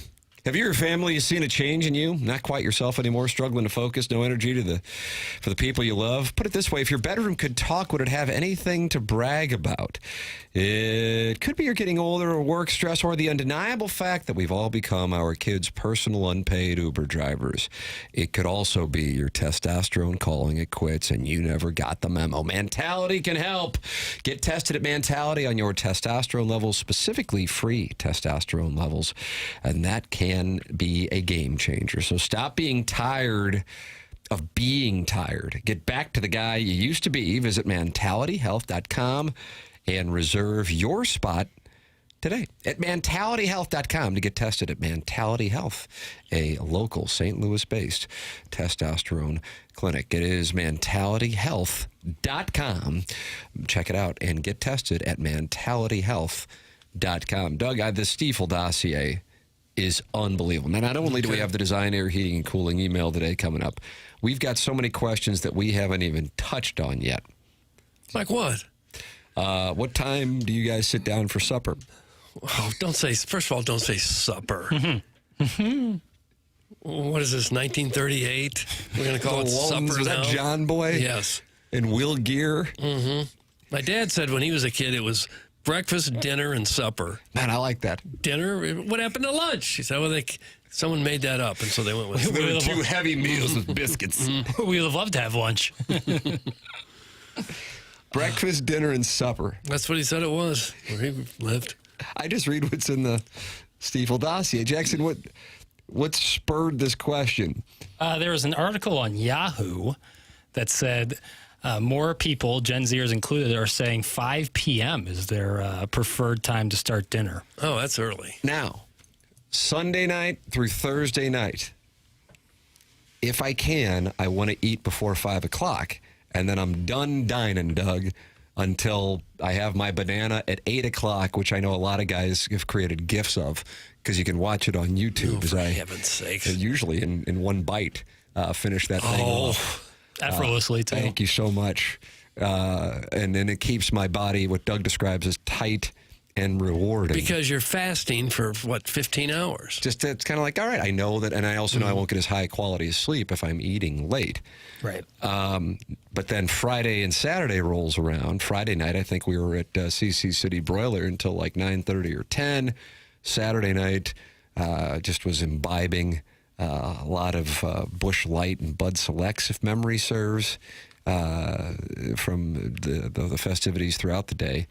In Columbia, and then I injected some raw sewage into my veins from my house, as it was a plenty. And then wondered why you were sick for a week afterwards. Yeah, seriously. That's what I was saying in the commercial break yesterday. I said to these guys, I said, God, I am so effing sick. And I said, I think I'm just doing too much. And then I go, yeah, I probably shouldn't have gotten drunk all day in Columbia on Saturday. Mm-hmm. That was a moment of self-awareness, but I still am going to blame it on other things and not take any responsibility, because that's the kind of leadership that gives me, what do they call it, Jackson, a heavy sweater? The heaviest. Yeah.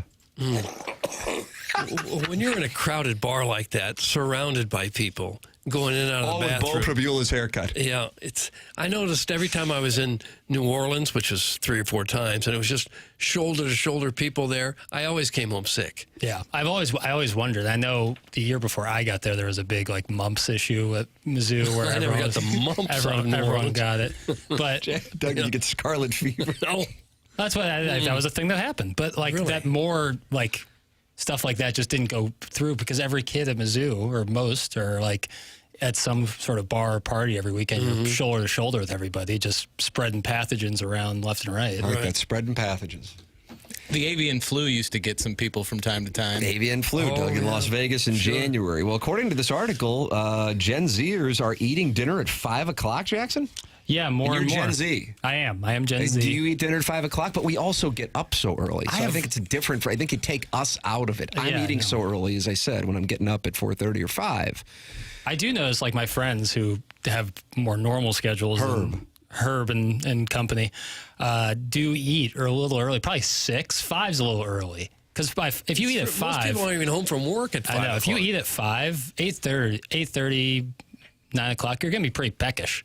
Peckish? Yeah. You're going to want to nibble on some, nosh on some. Yeah. But I eat later, always have. Yeah, mine's always weird. 6:30 or 7. So I do like a lot of, like, protein bars or maybe a mixed nut throughout the day. And not really like even a true meal until dinner time. Some days.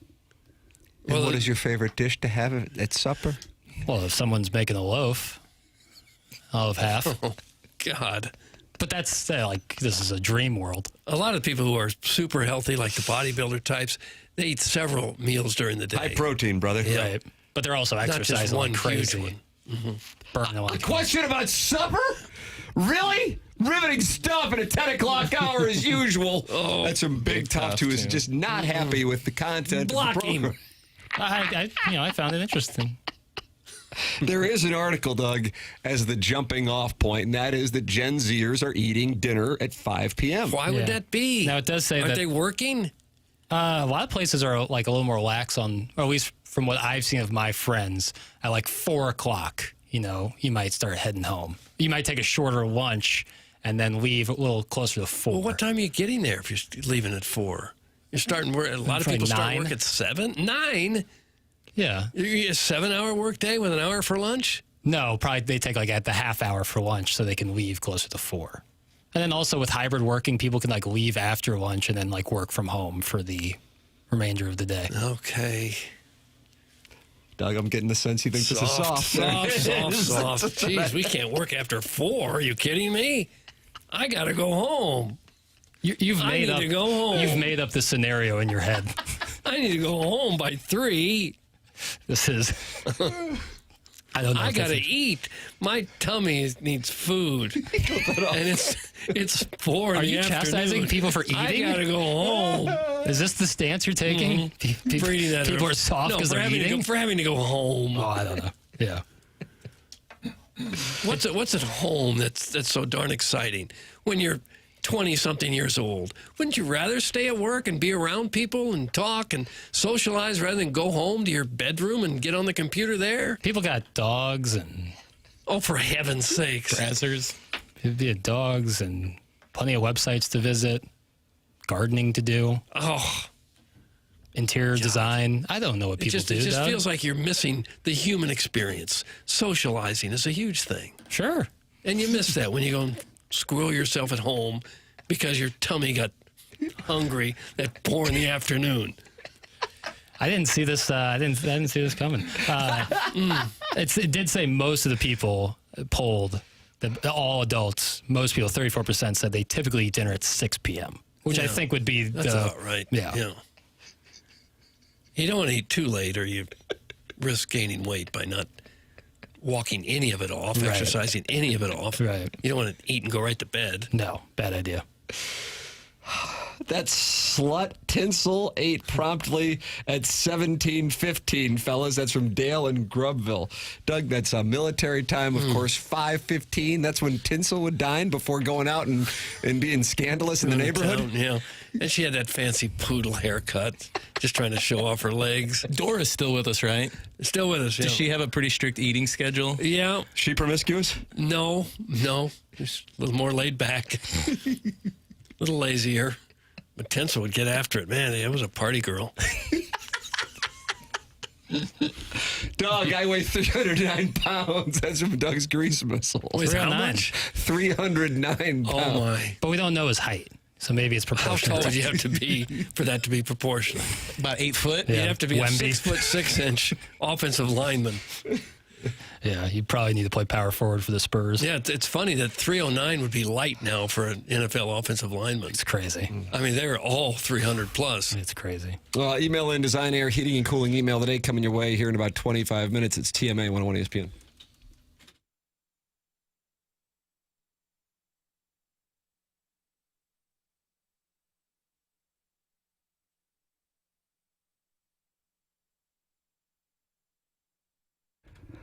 Oh, my, have we been running good with the weather, and that means you have likely been spending time outside. Ideally, you've already worked with Dan and his team at Aesthetic Design and Build, because that means you have a customized outdoor living space at your home. But if you haven't, now is the time to work with Dan and his team and check out their showroom in Chesterfield Valley, or go online at aestheticdesignandbuild.com. It's Aesthetic Design and Build. They really are a design company that can think outside the box and offer unique solutions and designs for your outdoor living projects. If you're ready to take your outdoor space to the next level, Dan and his team at Aesthetic Design and Build have you covered. Call them.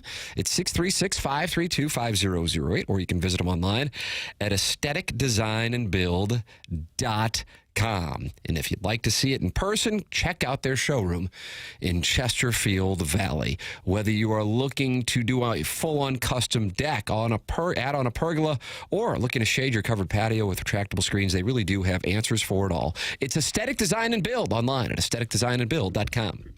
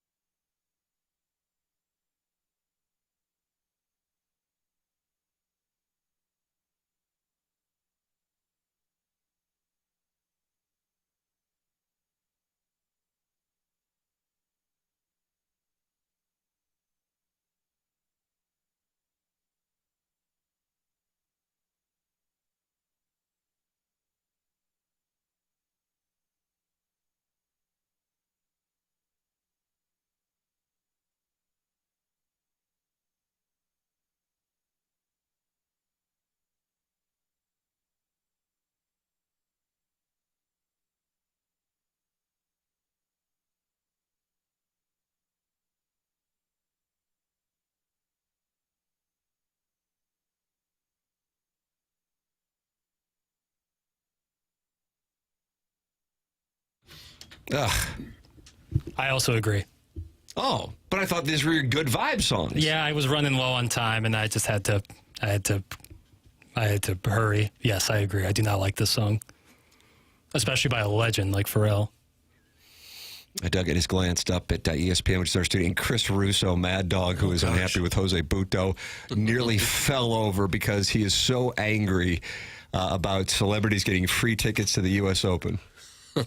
Don't celebrities get free stuff wherever they go? I don't know, but it's about time someone stepped up and said something. Yeah. Thank you, Jackson. I remember Lee Trevino saying now that he can afford to do whatever he wants, no one makes him pay for anything. Right. I think that happens to a lot of people. Mm-hmm. We're just honored to have your presence. We will waive the fee.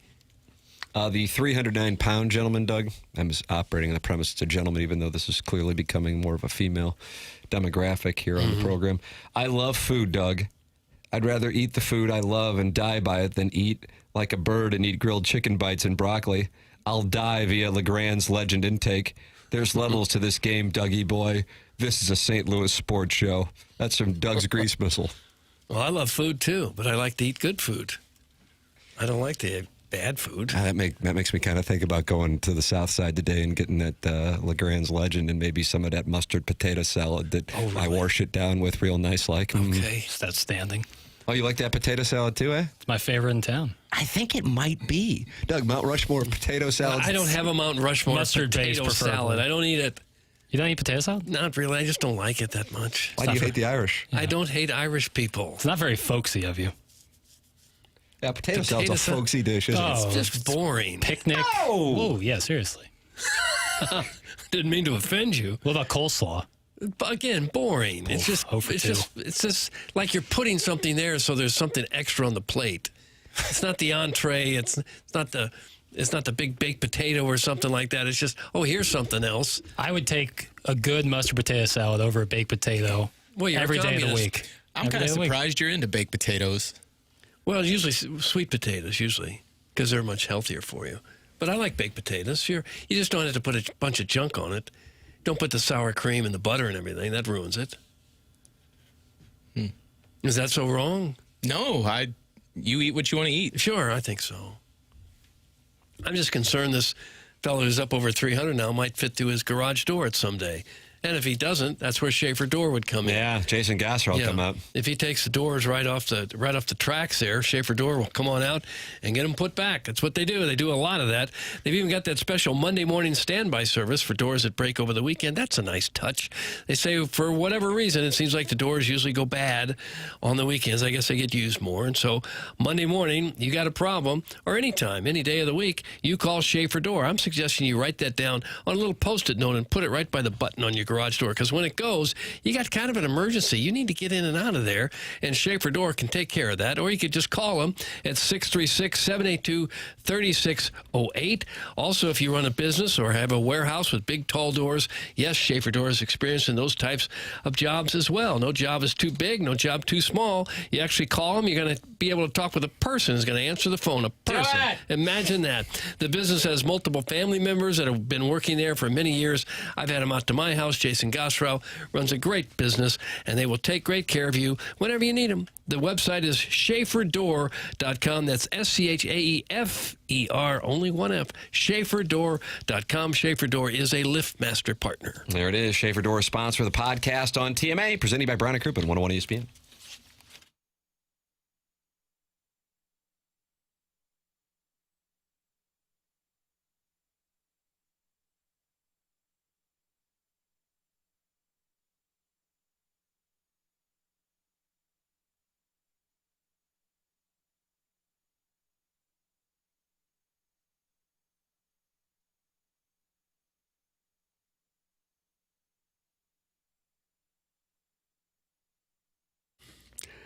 TMA is brought to you by St. Louis-based Stifel, a leading wealth management and investment banking firm. Stifel is the firm where success meets success and has been since 1890. They are a historic St. Louis company, founded downtown St. Louis way back in 1890. Same street the company is headquartered on today.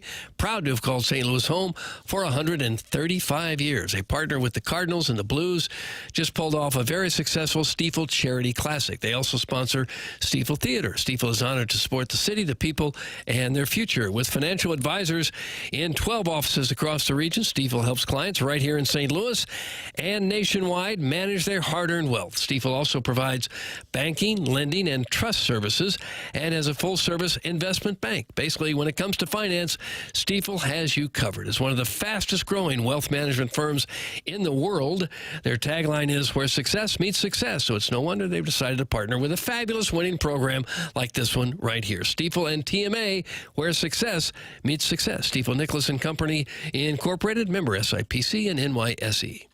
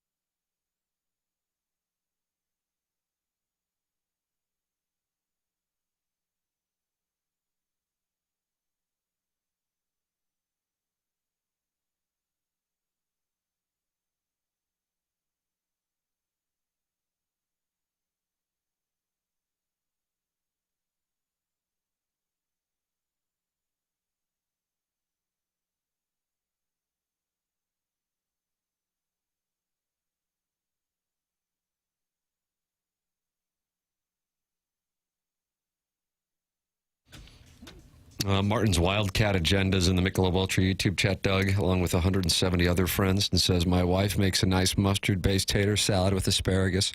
Makes me brine smell real nice like. Oh, gosh. I don't keep the asparagus out. Why would you need to share that with us? Didn't. He shared it with the Michelob Ultra YouTube chat where friends have gathered to watch the show and talk it over. Don't you want the friends to gather? Well, I don't know. Not talk about brine. QFTA today, Mr. Tim. I could always use another 1 to 4 hours of you in my life. Thanks, and tell Doug to keep his gluten away from me. That's from Brian Henshin, who wants gluten-free perk freed. Yeah, Jackson and I got Spread Zone presented by FanDuel with Rizzuto and Anthony Stalter here in a matter of, I would say about 15 minutes. As the podcast tries to continue the heater, 14-7 against the number. That's what the podcast was? That's pretty good. It's a print festival. So we'll have that. That'll be on the 101 ESPN YouTube feed and the 105.7 The Point YouTube feed and the TMA STL podcast feed. So you get that. And then Jackson and I at approximately noon, maybe 11:45. Got a great question from that Micah Sage. Oh, nice. Asking about TMA being on 101 ESPN for a year now, about a year. I guess it's 10 and a half months, something like that. Hell, I don't know. And he's got a wonderful, Micah Sage, who's been a guest on QFTA. He sent an email. So we'll tend to your questions, and you can interact throughout. That'll come your way at about 11:45 on the TMA STL YouTube channel today, maybe noon. Hell, I don't know. We got the Spread Zone presented by FanDuel coming up. And as soon as I'm done with that, me and Jackie Papers will get together. Jackson can't record it tomorrow. You know why, Doug? Because he's going to Chicago again tomorrow. Of course. How many vacation days? And Chairman Kurt will be on the 1s and 2s on Friday while Papers vacations. Yep. And are you taking off 1 day or 2 days? Just 1 day. Just Friday. Take off Monday, too. Celebrate. Back to the grind. All right, fair enough. I'm trying to get Jackson to go to Columbia, Missouri next Saturday. I think I'm going to go with my wife and my older son for the Lenora Sellers Heisman Trophy Tour. I'm going to try to make it happen. Because I got to get to a game this year, and the South Carolina game would be perfect. Last time I went to a Mizzou-South Carolina game at home, Missouri won handily. So we need you there. I feel like I'm needed.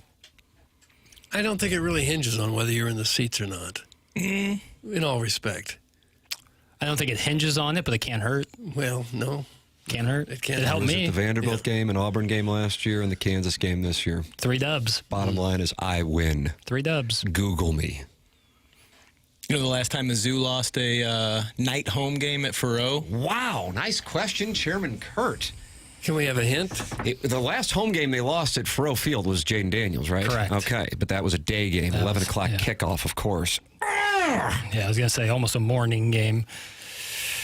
Last night, it was in the Drinkwitz era, no doubt. Correct. Okay. Oh, dog.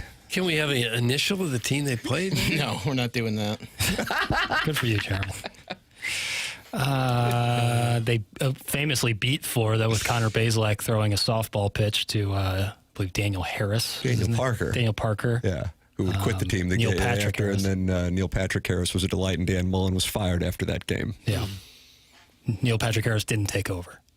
No hint whatsoever? No, I don't do Where are we hints. supposed to get that? Georgia. 2022 almost won. Georgia. Almost won. And I bet Missouri money line. So I was, Just was out in the back watching outside, drunk with my wife, and I'm like, you won't believe this, but I put some money on Missouri to win this game straight up, and they were like 30-point underdogs. That wasn't when Manny Ibar wrote that 30 No, that's Esteban Yan. Esteban Yan. I think that was the following year. No, that was the year prior. Yes. The year prior. Yeah. I was at the Georgia Mizzou game where they almost pulled off the impossible. And of course, a lot of people in the text inbox got it. Yeah, I of course bet Georgia spread that game. So useless. Mizzou didn't win and they didn't cover. It sucked.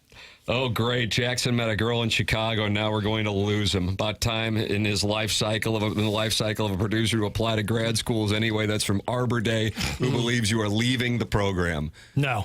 I'd be heartbroken if you left the show, but I would celebrate it perhaps more than anybody. I'd be so happy for you. I can't tell you how much I appreciate that. Well, of course. Why wouldn't I want you to be happy? Well, I think there's probably some people who work jobs where they feel if they ever leave, they'll be resented. And what kind of asinine world is that? I don't wish that on anybody. That's a terrible place to be in. I'm not leaving. I'm being honest when I say I'm going to play in a golf tournament with my Another friends. member guest, and this is at Medina? No. Cog Hill. No. Did you get into Northwestern? No, I don't think they'll have me. And but they will have 27.5 points for 11 o'clock kickoff against Oregon this Saturday.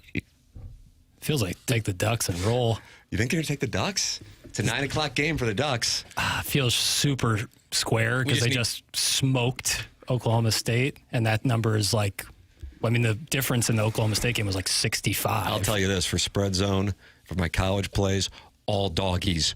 All doggies. That's coming up. I got that coming up here in about 10 minutes. We got the Design, Air, Heating, and Cooling email today. Next, TMA 101 ESPN.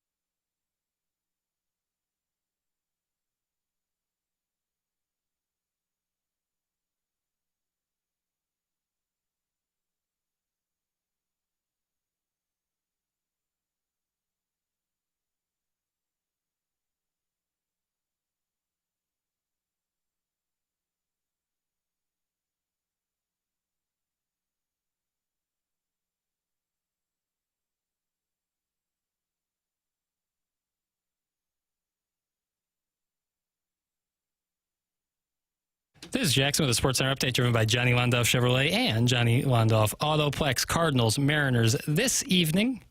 You're going to catch that game at 8:40 p.m. with Michael McGreevy towing the sled for the Redbirds. Those are their Sports Center update driven by Johnny Londoff Chevrolet and Johnny Londoff Autoplex. See them at londoff.com. Chevy, together we drive. Are you kidding me?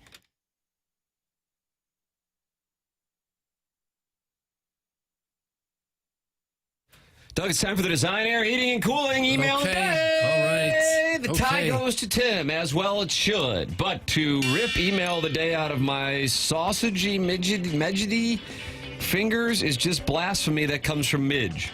Midge, with a rather weak email to start us off. Maybe the second place hitter will get things going. I've got a simple motto. If you have time to breath, period. Proofread, if you please. I don't know what that means. I've got a simple motto, period. If you have time to breath, period. If you have time to read, if you have time to breathe. You have time to praise Tim. Thank you for your time. But this email's about time wasted, and I've been doing it, but not anymore. So, Doug, hear me out. Illinois has reciprocity with Missouri, so I can get my broker's license in Illinois. We move there and start a new life together. You were book smart, so passing the real estate test should be a cakewalk, so we can get hitched. Marketing ideas, spouses selling houses. That's from D, and then the last name is Pix. Kevin Miller. That's who that was from. I recognize her writing style. Kevin Miller. Getting up at 6:30 is the norm for many. The reasons for it might be different depending on the person. For me, it is to hear our fine gentlemen speak to us on an existential level. A perfect mind-expanding example today was when a well-dressed Jackson called himself a proud cog in the machine of the show and then describing hair follicles to a near-sleepless Martin. The conversation went back to hair follicles as Jackson informed the dais that a hat bakes his. Interesting. The show is a push and a pull of Hoosiers complaining about a lack of sports content and then proceeding to complain like toddlers when the show says they are having a Cardinal pitcher on to promote a charity event. Pick a side! Oh. Speaking of Cardinals, I was happy to hear that my Mariners won the series and that the Cardinals are still finding ways to lose in the least interesting ways possible, denying any records for Cal Raleigh while simultaneously running back Jose Fermin. Holy crap, he's still here, and a pitcher that was an accountant only a few years ago. Randy Arozarena hitting a nuke off Matthew Liberatore is the perfect summation of Mo's last 5 years of offseason deals. Such metaphors are the purest form of baseball that even this boring team can't ruin. Tim is still the perfect short king. Doug, that is from Tim is still the perfect short king. No, and that's what we have for the design. Here you go. What you got? Although I have to give it to him. That was the best email. Tim is still the perfect king. Kevin Miller. I'll go with Tim is still the perfect short king. Oh. All right, we got to go. Bye.